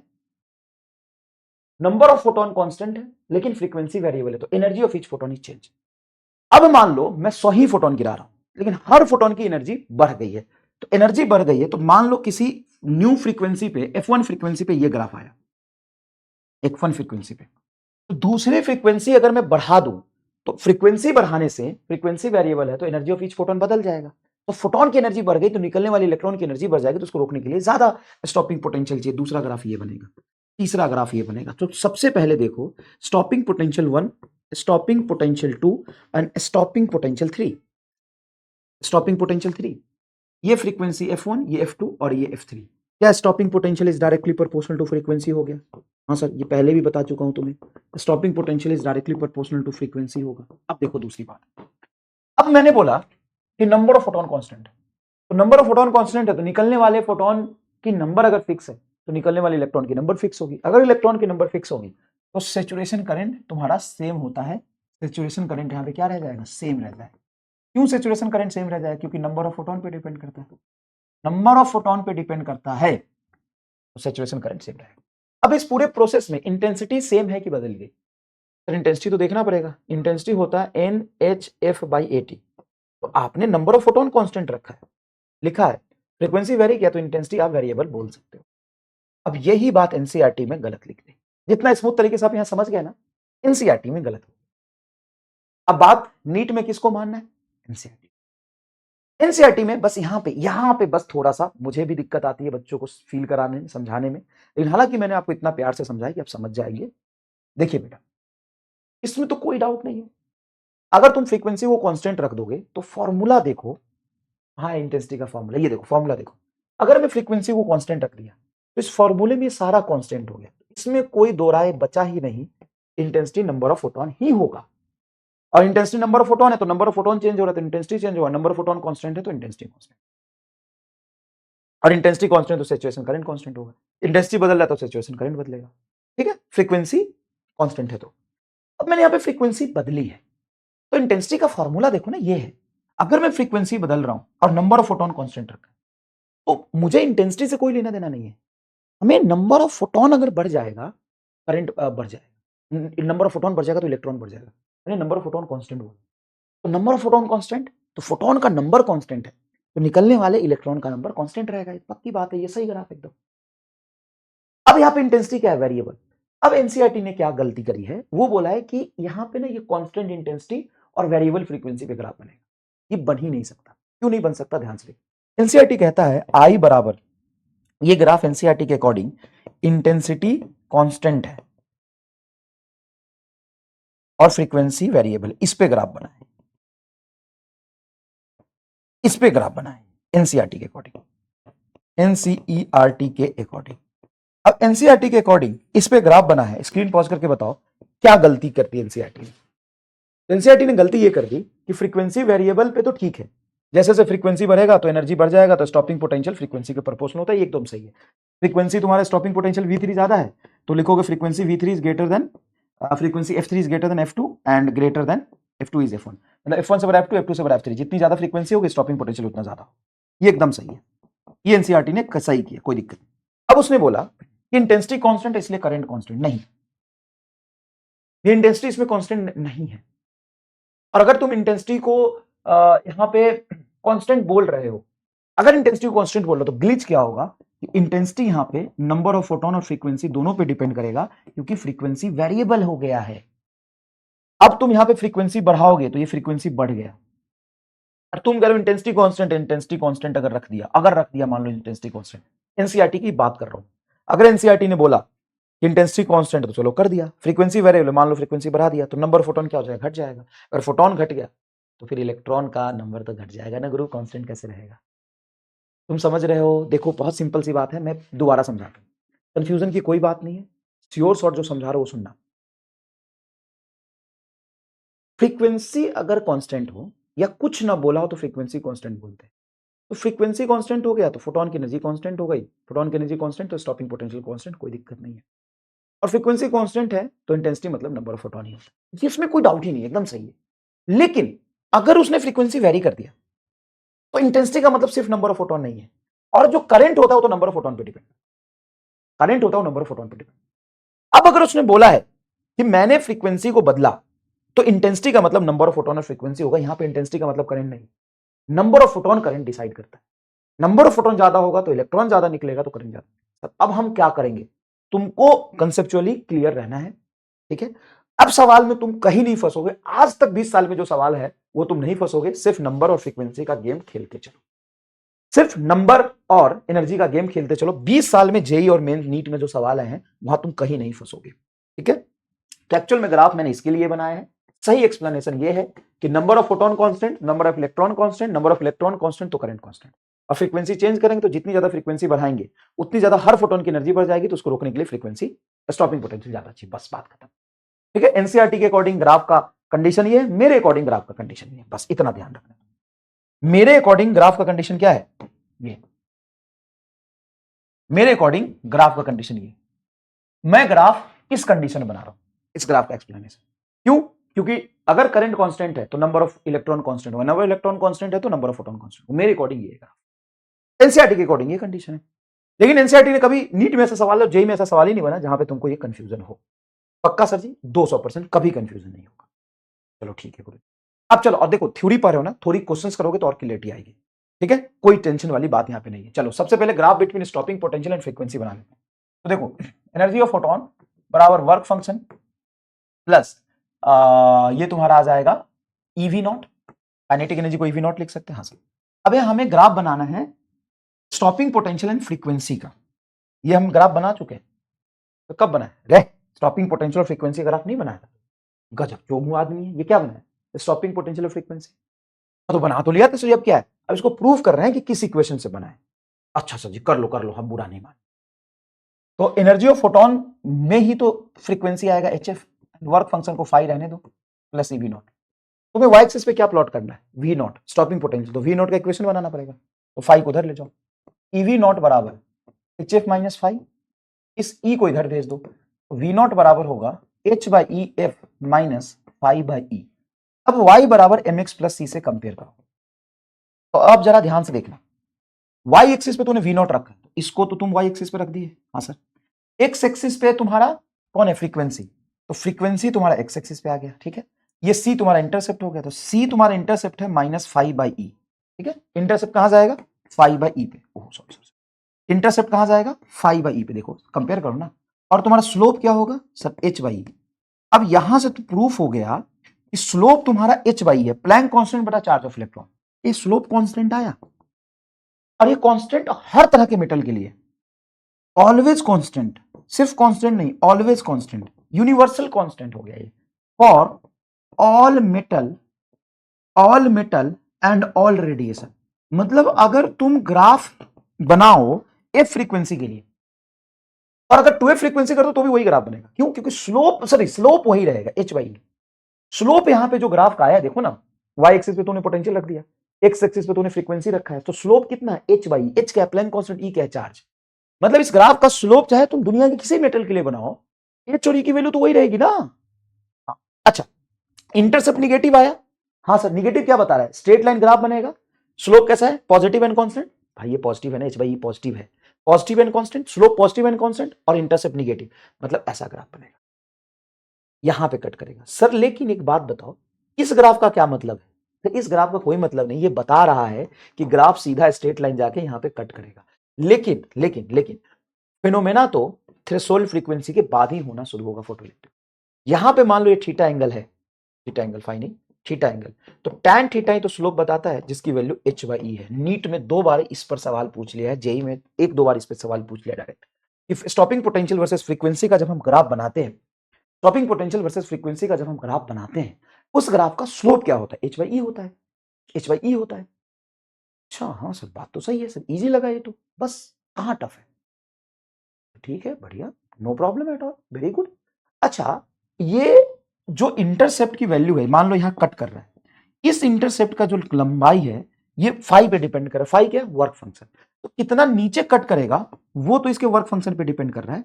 इंटरसेप्ट तुम्हारा वर्क फंक्शन पे डिपेंड कर रहा है, हाँ, तो जितना ज्यादा वर्क फंक्शन होगा ग्राफ उतना ज्यादा नीचे कट करेगा, ये बात भी सही है। अगर मान लो मैं इसमें ये लिख दूं कि इस ग्राफ को मैं ऐसे लेंथ बना देता हूं, इसको बना दिया मैंने ओ और इसको बना दिया बी, तो वर्क फंक्शन की वैल्यू बताओ, तो तुम बोलोगे ये जो ओबी लेंथ है उसी की वैल्यू तो 5/E है, तो ओबी लेंथ ही तो 5/E है सर, माइनस ये ओबी भी तो निगेटिव में, भाई ये 5 मीटर पे कट किया तो यही तो 5 मीटर लेंथ होगा। अच्छा तो फाई क्या हो जाएगा, ई इंटू ओ बी, जहां पे फाई क्या है, वर्क फंक्शन, तो ग्राफ से आप वर्क फंक्शन भी निकाल लोगे। अब यहां पे जेई वाले एक बार बदमाशी क्या करते हैं देखिए, वो कहते हैं कि चलो ठीक है सब तो बढ़िया है, तुम ना मुझे ये बना के दिखाओ, क्या, stopping potential versus 1 wavelength of light. Chomu समझा है क्या, रे चोमू समझा है क्या, एक बात बता, 1/λ कोई तो फ्रीक्वेंसी कहते हैं, ग्राफ वही तो बनेगा। अरे गुरुजी सही रे, तू बहुत बेवकूफ बनाया रे, हाँ 1 फ्रीक्वेंसी को नहीं, सी बाई लेमडा हो गया, लेकिन है तो रिलेशन वही ना, सी इज इक्वल टू क्या लिखते हैं, लेमडा एफ, तो एफ क्या हो जाएगा, सी बाई लेमडा, सी तो कांस्टेंट है, तो ग्राफ का नेचर तो वही से रहेगा ना भाई, कांस्टेंट एक्स्ट्रा ऊपर नीचे ऐड हो गया, तो बहुत मजा आ गया इस करने में। अब देख, अब मैं तुमको सीधा जेई 2025 और नीट के जेई मेंस के सवाल कराता हूं, ठीक है। अब सवाल में लिखना नहीं है, सारे प्रैक्टिस करनी है, पढ़ाने वाला काम मेरा यही तक हो गया। एक जो सवाल के थ्रू और कुछ क्वेश्चन समझाऊंगा जिसपे मैं लिखूंगा कॉपी करना है, सिर्फ उसको लिखना, बाकी जिसको लिखूं कॉपी नहीं करना उसको एज इट इज आपको छोड़ देना, जिसमें लिखूं कॉपी नहीं करना है उसको एज इट इज आपको क्या करना है, छोड़ देना है। क्लियर बात समझ में आया। अब देखिए ये नीट 2025 का सवाल है, चलिए स्क्रीन पॉज करके सवाल करिए। अब प्रॉब्लम क्या है, सवाल का 2 ऑप्शन है, 2 ऑप्शन है टाइप करने वाले ने गलत कर दिया, कोई बात नहीं करते हैं। तो देखो, which of the following option represent the variation of photo electric current with property of light. अब देख, फोटो इलेक्ट्रिक करंट मतलब नंबर पे डिपेंड करेगा, बाकी किसी चीज पे डिपेंड नहीं करेगा। अब बताओ, फोटो करंट और इंटेंसिटी, ये नंबर मेरे हिसाब से सही है ग्राफ। ये देखो, फोटो करंट और इंटेंसिटी ऑफ लाइट, तो भाई फोटो करंट नंबर पे डिपेंड करना चाहिए, तुम कह रहे हो इंटेंसिटी बढ़ाया करंट सेम रहेगी, सर लेकिन इसमें फ्रीक्वेंसी के बारे में कुछ नहीं बोला है, तो कैसे फ्रीक्वेंसी आपने कांस्टेंट मान लिया और इंटेंसिटी को नंबर बोल रहे हो? बताओ कैसे? नहीं तुम बताओ, तुम बताओ, मैं नहीं जानता। अब देखो फोटो करंट फ्रीक्वेंसी डिपेंड ही नहीं कर सकता, कैसे डिपेंड करेगा? ये फ्रीक्वेंसी मतलब एनर्जी, क्या फोटो करंट एनर्जी बनाने से बढ़ेगी? फोटो करंट फ्रीक्वेंसी, बात ये भी गलत, ये भी गलत, ये भी गलत, और सिर्फ ए सही, ए सही, सिर्फ ए सही, ए इज ओनली करेक्ट। देखो खत्म। ये नीट 2025 का सवाल है, कितना मिनट लगा आपको करने में? ये सवाल देखिए, ये 2013 का सवाल है, नीट 2013 का, नीट 2013 का सवाल है। देखिए photo electric effect, the curve between the photo electric current and anode potential मतलब EMF of the battery is shown in figure, then बताओ कि ये तुमको फ्रीक्वेंसी बता दी। देखो V3 V2 V1 है, ठीक है, ये फ्रीक्वेंसी बता दी और ये स्टॉपिंग पोटेंशियल बता दिया। तो बस फ्रीक्वेंसी और स्टॉपिंग पोटेंशियल का रिलेशन पूछा, तुमको इंटेंसिटी में उलझाया ही नहीं। देख रहे हो, फ्रीक्वेंसी बदला, इंटेंसिटी में उलझाया ही नहीं। वो उसको पता है कि वो गलत लिखा हुआ है, इसलिए उलझाता ही नहीं। अब यहां पर कर लो, तो देखो जितनी ज्यादा फ्रीक्वेंसी उतनी ज्यादा स्टॉपिंग पोटेंशियल, स्टॉपिंग पोटेंशियल ज्यादा तो ये फ्रीक्वेंसी ज्यादा रहा होगा, फ्रीक्वेंसी ज्यादा रहा होगा, V3 V2 V1 खत्म। बताओ, तो हो गया। हाँ, अभी जेईई मेन 2023 का सवाल है और ऐसे सवाल भर भर के आते हैं, कर लीजिए। क्या है? द स्टॉपिंग पोटेंशियल मतलब energy depends on the work function of the metal, only depends on the work function of metal. ये गलत है। ओनली क्यों बे? देखो स्टॉपिंग पोटेंशियल का रिलेशन क्या होता है? देखो एनर्जी ऑफ फोटोन बराबर work function plus eV not लिखते हो। अब तो ये किस चीज पर डिपेंड करेगी? फोटोन की एनर्जी कितनी है, वर्क फंक्शन कितना है। अब पहले stopping potential depends only on the work function. बुर्बक समझाएगा। देखो सिचुएशन करंट मतलब number increases as the intensity of light increase. वाह वाह वाह, नंबर से बढ़ेगा। Maximum kinetic energy of the photo electron depends on intensity. साला इंटेंसिटी नंबर हो और ये एनर्जी हो, कह रहा है डिपेंड करेगा। बुर्बक। Photo electric effect can be explain using बेम थ्योरी। पागल समझाएगा। अरे सब गलत हो गए रे। कौन सा सही है? सिर्फ B, only B is correct. JEE Main 2023। कैसा लगा बताओ? नेक्स्ट स्क्रीन पॉज करके तुम करो, मैं नहीं करूंगा। स्क्रीन पॉज करो। अब चलो देखो, स्क्रीन पॉज करके कर लिया। अब देखो जेईई मेन 2023 का सवाल, the photo current is proportional to intensity of incident radiation. एकदम सही है। फोटो करंट नंबर है, नंबर पे depend. Maximum kinetic energy which photo electrons are emitted depends on the intensity. बाप रे बाप, एनर्जी नंबर पे डिपेंड करावत है। Maximum kinetic energy which photo electron emitted depends on the frequency of the incident radiation. एकदम सही है।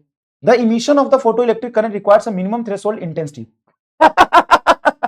Minimum threshold intensity तो कुछ होता ही नहीं भाई। कितने लोग, देखो मिनिमम थ्रेशोल्ड इंटेंसिटी मतलब कितने लोग निकालने के लिए चाहिए, कितने लोग निकालने के लिए चाहिए? अबे डैश, साला एक ही काफी होता है। Maximum kinetic energy of the photo electrons is independent on the frequency of the incident light. Maximum kinetic energy of the photo electron, ठीक है, independent upon the frequency. Maximum kinetic energy है, वो energy पे depend करेगा। Independent बोल दिया, गलत कर। मतलब ए और C is the correct answer. A and C only, A and C. अगर मैं सब सही कर रहा हूं तो देख रहे हो सवाल कैसे हो रहा है। ये करो, ये भी नीट का पूछा हुआ सवाल है, ये भी नीट का पूछा हुआ सवाल है। करो, स्क्रीन पॉज कर दिया मैंने, करो। देखो, V is the stopping potential plotted against 1 upon lambda, where lambda is the wavelength of incident radiation. Then, अब देखो ये ऐसा ग्राफ बनाया, तो इस ग्राफ को अगर तुम पीछे एक्सटेंड करोगे तो यहां कटता हुआ दिखाई देगा, एक यहां कटता हुआ दिखाई देगा। दोनों ग्राफ का स्लोप सेम होना चाहिए। मेटल 1 में भी गोल्ड एंड मेटल 2 में भी सीजियम। भाई ये कैसे पता चलेगा? वो तो वर्क फंक्शन बताना पड़ेगा। θ1 इज ग्रेटर देन θ2 ना, स्लोप हमेशा सेम होता है। अभी बताया θ1 θ4 एनी टू मेटल, यस खत्म। θ1 इज ग्रेटर देन θ2। लल्लू लाम। इधर देख, photo electric effect, the stopping potential versus frequency of the incident light for a given surface will be. क्या पूछा? Photo electric effect the slope. तो स्लोप तुम्हारा अभी तो पढ़ा, m बराबर tan theta that is equal to h by e ये रहेगा। h बाई e कहां है? अबे भाई साहब h है, ठीक है, e का पावर -1 मतलब 1/e है। अच्छा हाँ सही कह रहे हो मास्टर। ये देखो क्या कह रहे हैं, in an experiment of the photo electric effect the frequency f of the incident light plotted against the stopping potential v not. किसके साथ प्लॉट किया? स्टॉपिंग पोटेंशियल के साथ प्लॉट किया। ये v नॉट है एक्स एक्सिस में, ठीक है। The work function of the plotting surface is given. यही तो कराया अभी। बताओ वर्क फंक्शन क्या हो जाएगा? देखो ये जो यहां कट करता है ना, इसकी लेंथ को हम o भी बोल सकते हैं ग्राफ में। हाँ, ये यहां पे जो इंटरसेप्ट किया उसको हम फाई बाई ई कहते हैं। तो फाई इज इक्वल टू होगा E into O B, E into O B, E into O B. देखो इलेक्ट्रॉन वोल्ट में सीधा ओ बी नहीं ना, ई इंटू ओ बी। ओ ए कहां गया? स्लोप ऑफ द लाइन तो एच बाई ई को बताता है। वर्क फंक्शन किससे पता चलेगा? देखो कितना आसान बना दिया, बताओ बोलो। ये देखो, source of light is placed at a distance 50 centimetre. एक और बात सुनना, मैंने तुम्हें एक चीज बताई थी क्या? अच्छा ये सवाल मैं ईमानदारी से बताता हूं, कराना भूल गया जब मैं तुमको फोटोन थ्योरी पढ़ा रहा था। तो कौन सा सवाल अभी करा देता हूं, चिंता मत करना, ये मैं हमेशा कराता हूं, बट थोड़ा सा तुम कोई भी इंसान है यार, थोड़ा ऊपर नीचे हो जाता है, लेकिन हर चीज मैंने तुमको अभी तक सीक्वेंस में पढ़ाई है। टॉपिक चैप्टर में जितने टॉपिक होते सब सीक्वेंस में पढ़ाई, मैंने कुछ भी छोड़ा नहीं है। ऐसा नहीं कि मैंने काइनेमेटिक्स में कुछ छोड़ दिया हो, ये बाद में करा दूंगा, एमईसी में छोड़ दिया हो कि बाद में करा दूंगा, वेब में छोड़ दिया हो कि मैं बाद में करा दूंगा, ऐसा मैंने नहीं किया है। भले आप रिवीजन करेंगे, पढ़ने में सिस्टमेटिकली थोड़ा पेन लगता है? लेकिन मैंने हर चीज आपको सीक्वेंस में कराई। हाँ, एक ऑर्डर ऑफ मैग्नीट्यूड है एनसीईआरटी के यूनिट एंड डायमेंशन में, वो रह गया है, वो मैं बता दूंगा तुमको, एक चीज रहेगी। और जो चीज छोड़ा भी है वो आउट ऑफ सिलेबस, जैसे पोटेंशियोमीटर है, वो मैं करा दूंगा। एक एक लेक्चर उसका ले लेंगे। हो सकता है कि एक्सपेरिमेंटल फिजिक्स में हो, तो एक्सपेरिमेंटल फिजिक्स में जो अलग चीजें होंगी थोड़ी, वो मैं क्लास में करा दूँ। एक्सपेरिमेंटल फिजिक्स में बहुत सारी चीजें कॉमन है, उसको प्लस पढ़ने की जरूरत नहीं है। जैसे मीटर ब्रिज, वो तो एक्सपेरिमेंटल फिजिक्स में भी है और करंट इलेक्ट्रिसिटी पर है। जैसे वर्नियर कैलिपर्स, वो सेम है ना, वो सेम है, कोई दिक्कत नहीं है, ठीक है। तो देखो, नीट एग्जाम एक्यूरेसी का गेम होता है। नीट एग्जाम में ये नहीं है कि आप कितना टफ पढ़ रहे हो, टफ पढ़ो, पूरी प्रैक्टिस करो, दिमाग चलाओ, लेकिन NEET exam is also a game of what, हर चीज आपको अच्छे से सिस्टमेटिकली पता है कि नहीं, ये भी बहुत काम करता है। एक बढ़िया सवाल कर लोगे तो नीट में अच्छे रैंक नहीं आएंगे, हर सवाल आप कर लो तब उससे अच्छे रैंक आए। चलिए, अब देखिए यहाँ पे एक चीज मैं तुमको ये बताना भूल गया। मान लो एक पॉइंट सोर्स है, वेब में मैंने तुम्हें बताया हुआ है, पॉइंट सोर्स की जो इंटेंसिटी होती है वो inversely proportional to r square. Intensity मतलब number of energy falling per unit area per second, तो इंटेंसिटी 1/r के प्रोपोर्शनल होता है। हाँ सर, अब देखो, मान लो ये पॉइंट सोर्स इस वन है, ठीक है सर। अब यहां से आर रेडिएशन, आर डिस्टेंस पर अगर मैं तुमसे इंटेंसिटी को बोलता हूं कि यहाँ पे इंटेंसिटी I1 है, I, और फ्रीक्वेंसी F1 है, F, ठीक है सर। अब यहां से 2r डिस्टेंस पे मैं चला गया और यहां पे जाके मैं तुमसे, ये नोट्स में अच्छे से लिख लेना, यहां पे जाके अगर मैं तुमसे इंटेंसिटी पूछता हूं और फ्रीक्वेंसी पूछता हूं तो क्या होगा, तो फ्रीक्वेंसी तो सेम ही रहेगा, जैसा कि मैंने तुम्हें बताया। सोर्स चाहे कहीं भी हो, और सोर्स से निकलने वाला लाइट चाहे निकल के कहीं से कहीं पहुंच जाए, कहीं से कहीं, कहीं से कहीं पहुंच जाए, कहीं से कहीं पहुंच जाए, कहीं से कहीं पहुंच जाए, कहीं से कहीं पहुंच जाए, कुछ भी हो जाए, उसकी फ्रीक्वेंसी क्या रहती है, सेम रहती है, ठीक है। इंटेंसिटी क्या होगी सर, इंटेंसिटी देखनी पड़ेगी, हाँ इंटेंसिटी आपको देखनी पड़ेगी।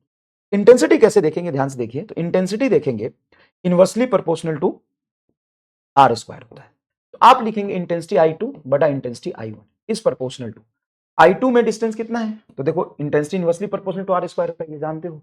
तो तुम यहां पर देख रहे हो I2 में कितने डिस्टेंस, 2r, तो 2r का होल स्क्वायर, और यहां पे हो जाएगा r का होल स्क्वायर, ठीक है। आर स्क्वायर 2r स्क्वायर क्या 1:4 आ जाएगा, हाँ सर 1:4 आ जाएगा। तो यहाँ पे I2 के पास जो इंटेंसिटी होगी 2r डिस्टेंस पे, पहले वाले इंटेंसिटी 1/4। बोलो समझ में आया, बताइए। यहाँ पे इंटेंसिटी हमने निकाल लिया, दोबारा लिखने की जरूरत नहीं है, यहाँ पे हम क्वेश्चन मार्क लगा देते हैं। अब इंटेंसिटी I2 मैंने निकाल दिया पहले वाले इंटेंसिटी के टर्म्स, देखो I2 बराबर I1/4। अरे वेब में बहुत किया तूने, अच्छा इसमें नया क्या, नया इसमें ये है, अगर मैं यहाँ पर पूछूं नंबर ऑफ फोटोन पर यूनिट एरिया, यहाँ पे नंबर ऑफ फोटोन पर यूनिट एरिया आपसे पूछूं, अगर वो पर unit area per second number of photon n है, तो यहां पे नंबर ऑफ फोटोन पर सेकेंड पर यूनिट एरिया क्या होगा सर, नंबर ऑफ फोटोन पर सेकेंड पर यूनिट एरिया क्या हो, पर यूनिट एरिया क्या हो। तो यहां पे नंबर ऑफ फोटोन पर सेकेंड पर यूनिट एरिया अगर मैं पूछूं, तो ये प्रोपोर्शनल टू इंटेंसिटी लिख सकता हूं मैं डायरेक्ट। तो कैसे लिख सकता हूं, इसलिए लिख सकता हूं कि फ्रीक्वेंसी कांस्टेंट है, वही सोर्स है, तो फ्रीक्वेंसी तो हर जगह कांस्टेंट होगी। तब यहां पे नंबर ऑफ फोटोन पर सेकेंड पर यूनिट एरिया लिखोगे, इंटेंसिटी के प्रोपोर्शनल होगा। इंटेंसिटी 4 गुना कम हुआ है, तो यहां पे जब नंबर ऑफ फोटोन है इनिशियल नंबर ऑफ फोटोन के 4 गुना। ये वाली तुम्हारी क्वेश्चन के फॉर्म में लिख लो कि अगर एक सोर्स से, सिंपल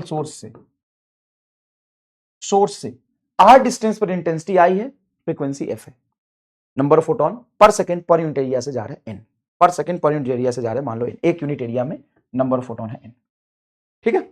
अब यहां से 2r डिस्टेंस पे फ्रीक्वेंसी सेम रहेगी, इंटेंसिटी 4 गुना कम हो जाएगी, क्योंकि पॉइंट सोर्स से intensity inversely proportional to 1/r square होता है, और number of photon per second per unit area से 1/4 हो जाए, ठीक है। ये मैंने वेब में आपको ड्राइव करके बताया हुआ है, पॉइंट सोर्स, सिलिंड्रिकल सोर्स, सारे सोर्स है। अब ये देखो, source of light is placed at a distance 50 centimetre from a photo cell and the stopping potential is found to be V0 if the distance between the light source and photo cell is becomes 25 centimetre, मतलब distance become half, distance becomes half.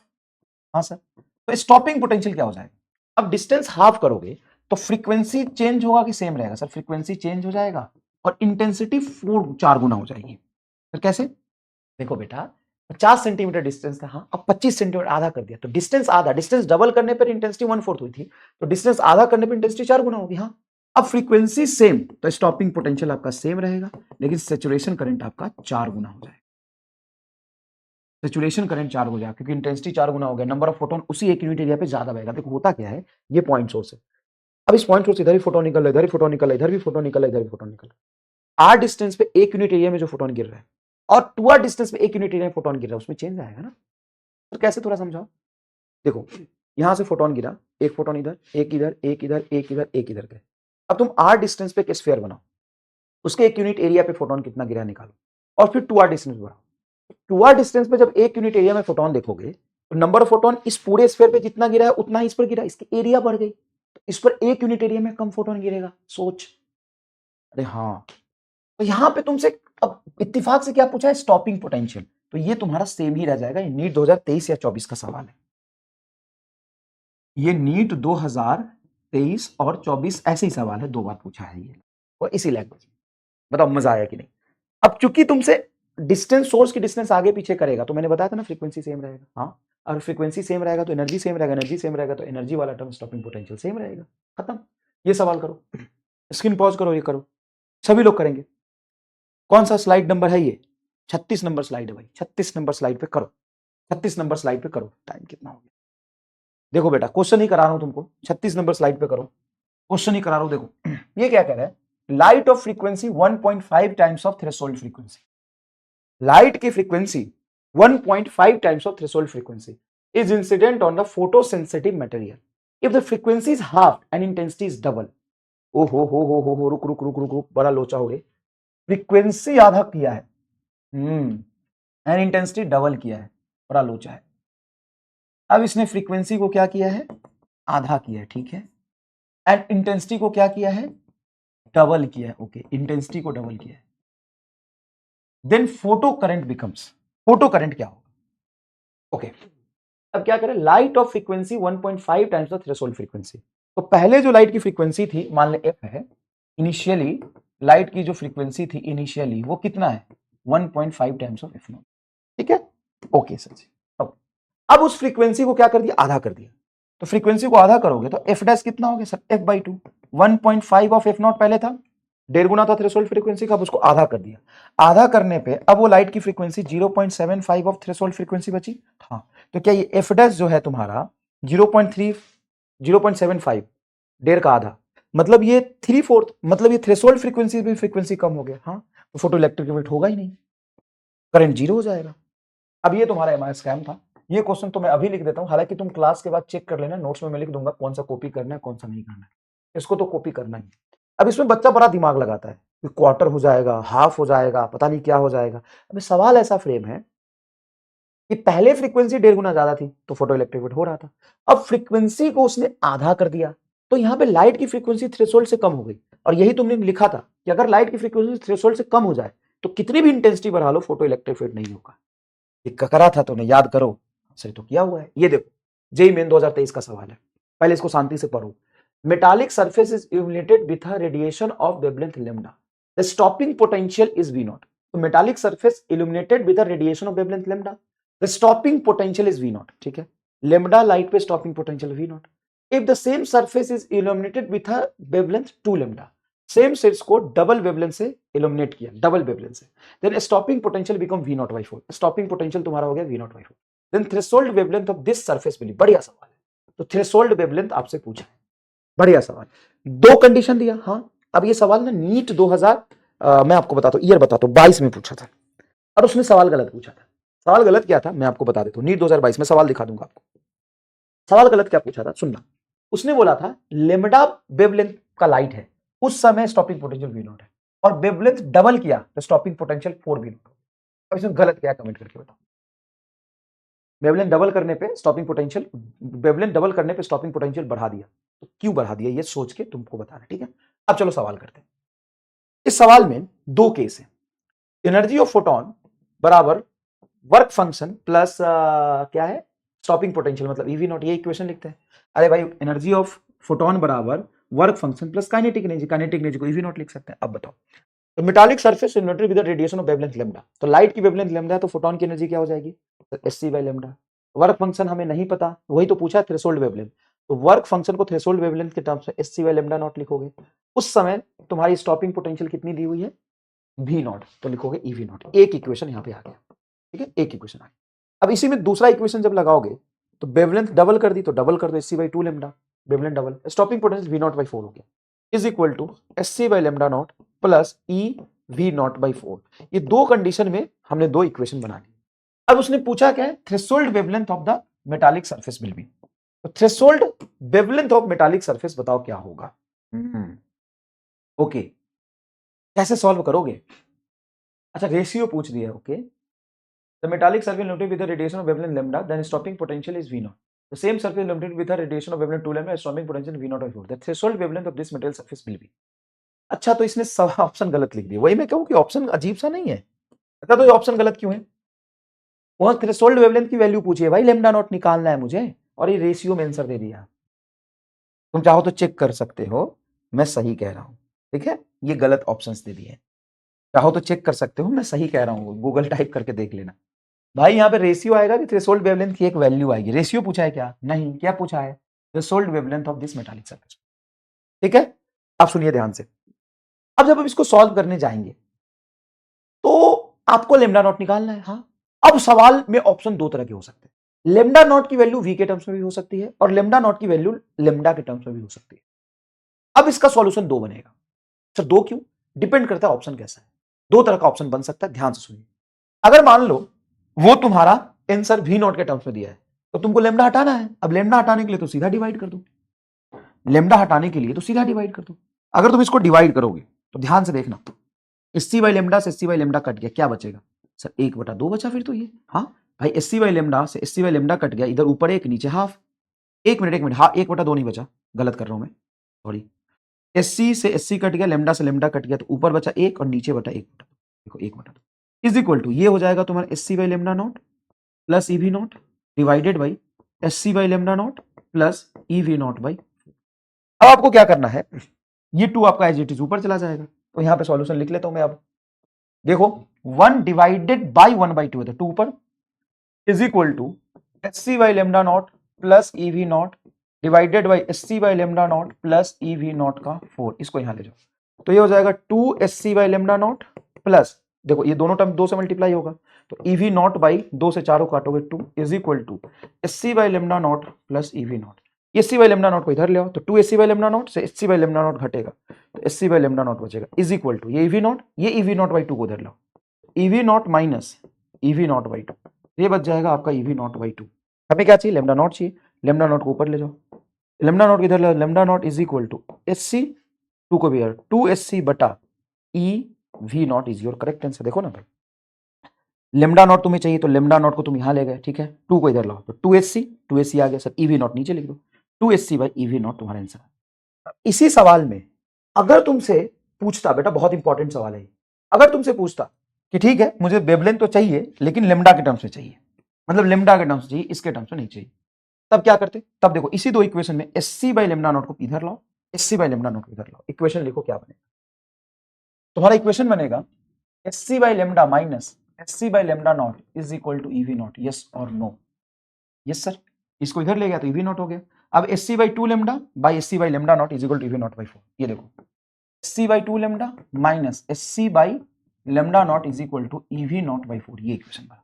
अब इसको divide करो, divide करो तो EV not cut गया, ऐसे SC common निकल cut गया, ऊपर क्या बचेगा 1 upon lambda minus 1 upon lambda naught is equal to, इसको इधर ले जाओ, 1 upon 2 lambda minus 1 upon lambda naught divided by 1 upon 4, तो ये 1 अपॉन 4 मतलब 4 यहाँ चला जाएगा, 1 upon lambda minus 1 upon lambda naught is equal to 4 by 2 lambda minus 4 by lambda naught, minus lambda naught को इधर लाओ, इसको इधर लो, नहीं 4 बाई लेमडा नॉट को इधर ले आओ, माइनस 4 बाई लेमडा नॉट इधर आएगा तो 4 बाई लेमडा नॉट माइनस हो गया plus minus 1 upon lambda naught is equal to ये कट के चला जाएगा 2 बाई लेमडा, ये इधर जाएगा माइनस 1 बाई लेमडा, यहाँ से लेमडा को एलसीएम नॉट ले लो, तो 4 बाई लेमडा नॉट में से 1 बाई लेमडा नॉट जाएगा, तो 3 बाई लेमडा नॉट आ गया, नीचे लेमडा नॉट, हाँ सही एकदम। और यहाँ पे 2 बाई लेमडा में से 1 बाई लेमडा घटाओगे 1 अपन लेमडा घट जाएगा, तो lambda naught is equal to तुम्हारा क्या आ गया 3 लेमडा, ये आंसर आ गया। कैलकुलेशन एक बार चेक कर लेना और बताना मत, है ना। तुम एक लास्ट क्लास में एक गलती क्या हो गई थी कि v1 बाई v2 मैंने ऊपर नीचे लिख दिया, भाई साहब घिना दिया तुमने। भाई ये जनरल कंसेप्ट है कि ठीक है, हमारा अप्रोच क्या है, कंसेप्ट क्या है, हो जाता है रिकॉर्डिंग में यार ऊपर नीचे थोड़ा, मेरा पूरा ध्यान सिखाने में है ना, इस चीज में थोड़ी नहीं कि क्या हुआ, कहां हुआ, कैसे हुआ। नेक्स्ट देखो, maximum kinetic energy of the emitted photo electron in photo electric effect is independent upon. तो मैक्सिमम काइनेटिक एनर्जी किससे इंडिपेंडेंट होगा सर, एनर्जी है तो एनर्जी पे तो डिपेंड करेगा, नंबर से इंडिपेंडेंट होगा। Work function of the material नहीं, एनर्जी एनर्जी पे तो डिपेंड करेगा, इंटेंसिटी से इंडिपेंडेंट होगा, फ्रीक्वेंसी एनर्जी है, वर्क फंक्शन एनर्जी है, वेवलेंथ है, सब तीनों पे डिपेंड करेगा। फ्रीक्वेंसी और वेवलेंथ का तो सीधा रिलेशन है, तुम्हारा आंसर दूसरा चला जाएगा। देखो कितना आसान है, ये सवाल हम कर चुके हैं, इसको अभी तेरे सामने डिलीट कर दूं, ये सवाल हम कर चुके हैं, देख सकते हो तुम आराम से। ये क्या है, जेईई मेन 2022 का सवाल है, the stream of photons possessing energy equal to 5 and 10 times the work function of metal are incident on the material surface respectively. The ratio of maximum velocity of the photoelectron emitted repeated, देखो कितनी बार language change करके आया है, ऐसा नहीं कि सवाल मैं सेम ही 3 बार लिखा हूं, लैंग्वेज चेंज करके देखो कितनी बार आया, ये बहुत अच्छे से आप कर चुके हैं। ये सवाल बहुत शानदार है, चलिए करिए। Monochromatic point source of light is placed at a distance D, source से डी डिस्टेंस पर मैंने एक लाइट रख दिया, ठीक है सर, लाइट रख दिया आपने डी डिस्टेंस पर, कोई दिक्कत नहीं है, सोर्स है। देखो, तो monochromatic point source light placed at a distance D from the metal surface, photo electrons are ejected at the rate n per second, n per second photo electrons है, ठीक है, n पर सेकेंड। अच्छा ये sorry, ये तुम्हारा source है light का और यहाँ पे प्लेट है, n फोटोन पर सेकेंड निकल रहा है, पर सेकेंड निकल रहा है, and with the maximum kinetic energy E, maximum kinetic energy E से निकल रहा है। If the source is brought near to the distance dy two, source को आधे डिस्टेंस पर रख दिया तो एनर्जी वही रहेगी, इंटेंसिटी डबल हो जाएगी। Rate at the maximum kinetic energy per photons becomes nearly, rate and the kinetic energy per photons becomes nearly, तो ये फोटो इलेक्ट्रिक फील्ड का सवाल ही नहीं है, ये तो वही वाली सवाल है जो मैं तुमको अभी करा रहा था, आराम से करो, फोटो इलेक्ट्रिक फील्ड नहीं है, ये फोटोन के क्वांटम नेचर पे सवाल हो गया ना। ये कह रहा है कि यहां से सोर्स से हम डी डिस्टेंस पर रखते हैं तो उसकी एनर्जी ई है, नंबर ऑफ फोटोन है, अगर मैं आधे डिस्टेंस पर रखूं तो भाई इसी से बोला है कि एनर्जी कितनी हो जाएगी, the rate the maximum kinetic energy per photo electrons becomes nearly, the rate अलग पूछा है and the maximum kinetic energy. तो देखो सोर्स को आगे पीछे करने से निकलने वाले लाइट की तो फ्रीक्वेंसी उतनी रही तो एनर्जी उतनी रह जाएगी, एनर्जी आपकी उतनी रह जाएगी, और डिस्टेंस आधा होने से इंटेंसिटी 4 गुना तो नंबर 4 गुना हो जाएगा, ये हो जाएगा। बताइए मजा आया, थर्ड आंसर हो जाएगा, यही चीज मैं आपको बता रहा हूं। The photo electric work function किस पे डिपेंड करता है, तो different for different material, yes photo electric work function सबके लिए, सारे के लिए सेम थोड़ी ना होता, depends upon frequency of light, light का नेचर थोड़ी ना है, वो तो मेटल का नेचर है, डिपेंड्स ऑन इंटेंसिटी, इंटेंसिटी पे डिपेंड नहीं करता है, सारे मेटल के लिए अलग। If the two metal A and B are expose to the radiation of wavelength 350 nanometre, ठीक है, the work function of the metal A की इतना है, बी की इतना है, then the choose the correct option, metal B will emit photons, अरे जो वो फोटोन इमिट करेगा जिस फोटोन के वर्क फंक्शन से ज्यादा इसकी एनर्जी आएगी, अब एनर्जी निकाल दो, एनर्जी तुम कैसे निकालोगे, 1240 इलेक्ट्रॉन वोल्ट बटा 350, तो ये 300 कट गया, अब 124 बटा 35 कर दो, 124 बटा 35 करोगे तो ये आ जाएगा तुम्हारा 124 और ये हो गया 35, तो इसको 3 से होगा, 3 तिया 30, 3 तिहाई कितना हो गया, 3 तिहाई 9, 5 ती 15, 105, ठीक है, 105, तो 105 से करूंगा तो ये आ जाएगा तुम्हारा कुछ ना कुछ 19, हाँ सर, अब यहाँ पे पॉइंट डालोगे 190 आएगा, तो कुछ 3 पॉइंट समथिंग आएगा, अब ये 4.8, अब इसकी वर्क फंक्शन 4 पॉइंट है तो यहां से तो इलेक्ट्रॉन नहीं निकलेगा, इसकी वर्क फंक्शन इतना और फोटोन की एनर्जी 3.1 आएगी, मतलब बी से निकल जाएगा, both metal will emit photons नहीं, both A and B will not emit photon नहीं, metal B will not emit photon, metal A will not emit photon, ये आंसर आएगा। देखो लैंग्वेज में भी कैसे घुमाया है, लैंग्वेज में भी कैसे घुमाया है, समझ रहे हो, सर आसान ही है। हाँ, the work function of the substance is 4 electron volt, then longest wavelength, ये करा दिया तुम्हें 310 नैनोमीटर वाला सवाल, हो जाता है कई बार, थोड़ा बहुत रिपीट हो जाता है चीजें, कोई दिक्कत नहीं है, कोई दिक्कत नहीं। ये क्या कह रहे हैं, the radiation of the photon 1 electron volt and 2.5 electron volt successfully illuminated as a photosensitive material, तो वर्क फंक्शन इतना, ratio of the maximum speed of the electron is repeated दो इक्वेशन बना के एक बार ना इसको तुम सॉल्व कर लेना ताकि तुम्हारी प्रैक्टिस हो जाए, एक बार सॉल्व कर लेना। नेक्स्ट देखिए, S1 source producing 10 का power 15 photon per second of wavelength इतना, and another source S2 producing इतना photon per second of the wavelength इतना, then the power of S2 power is equal to होता है NHC by lambda T.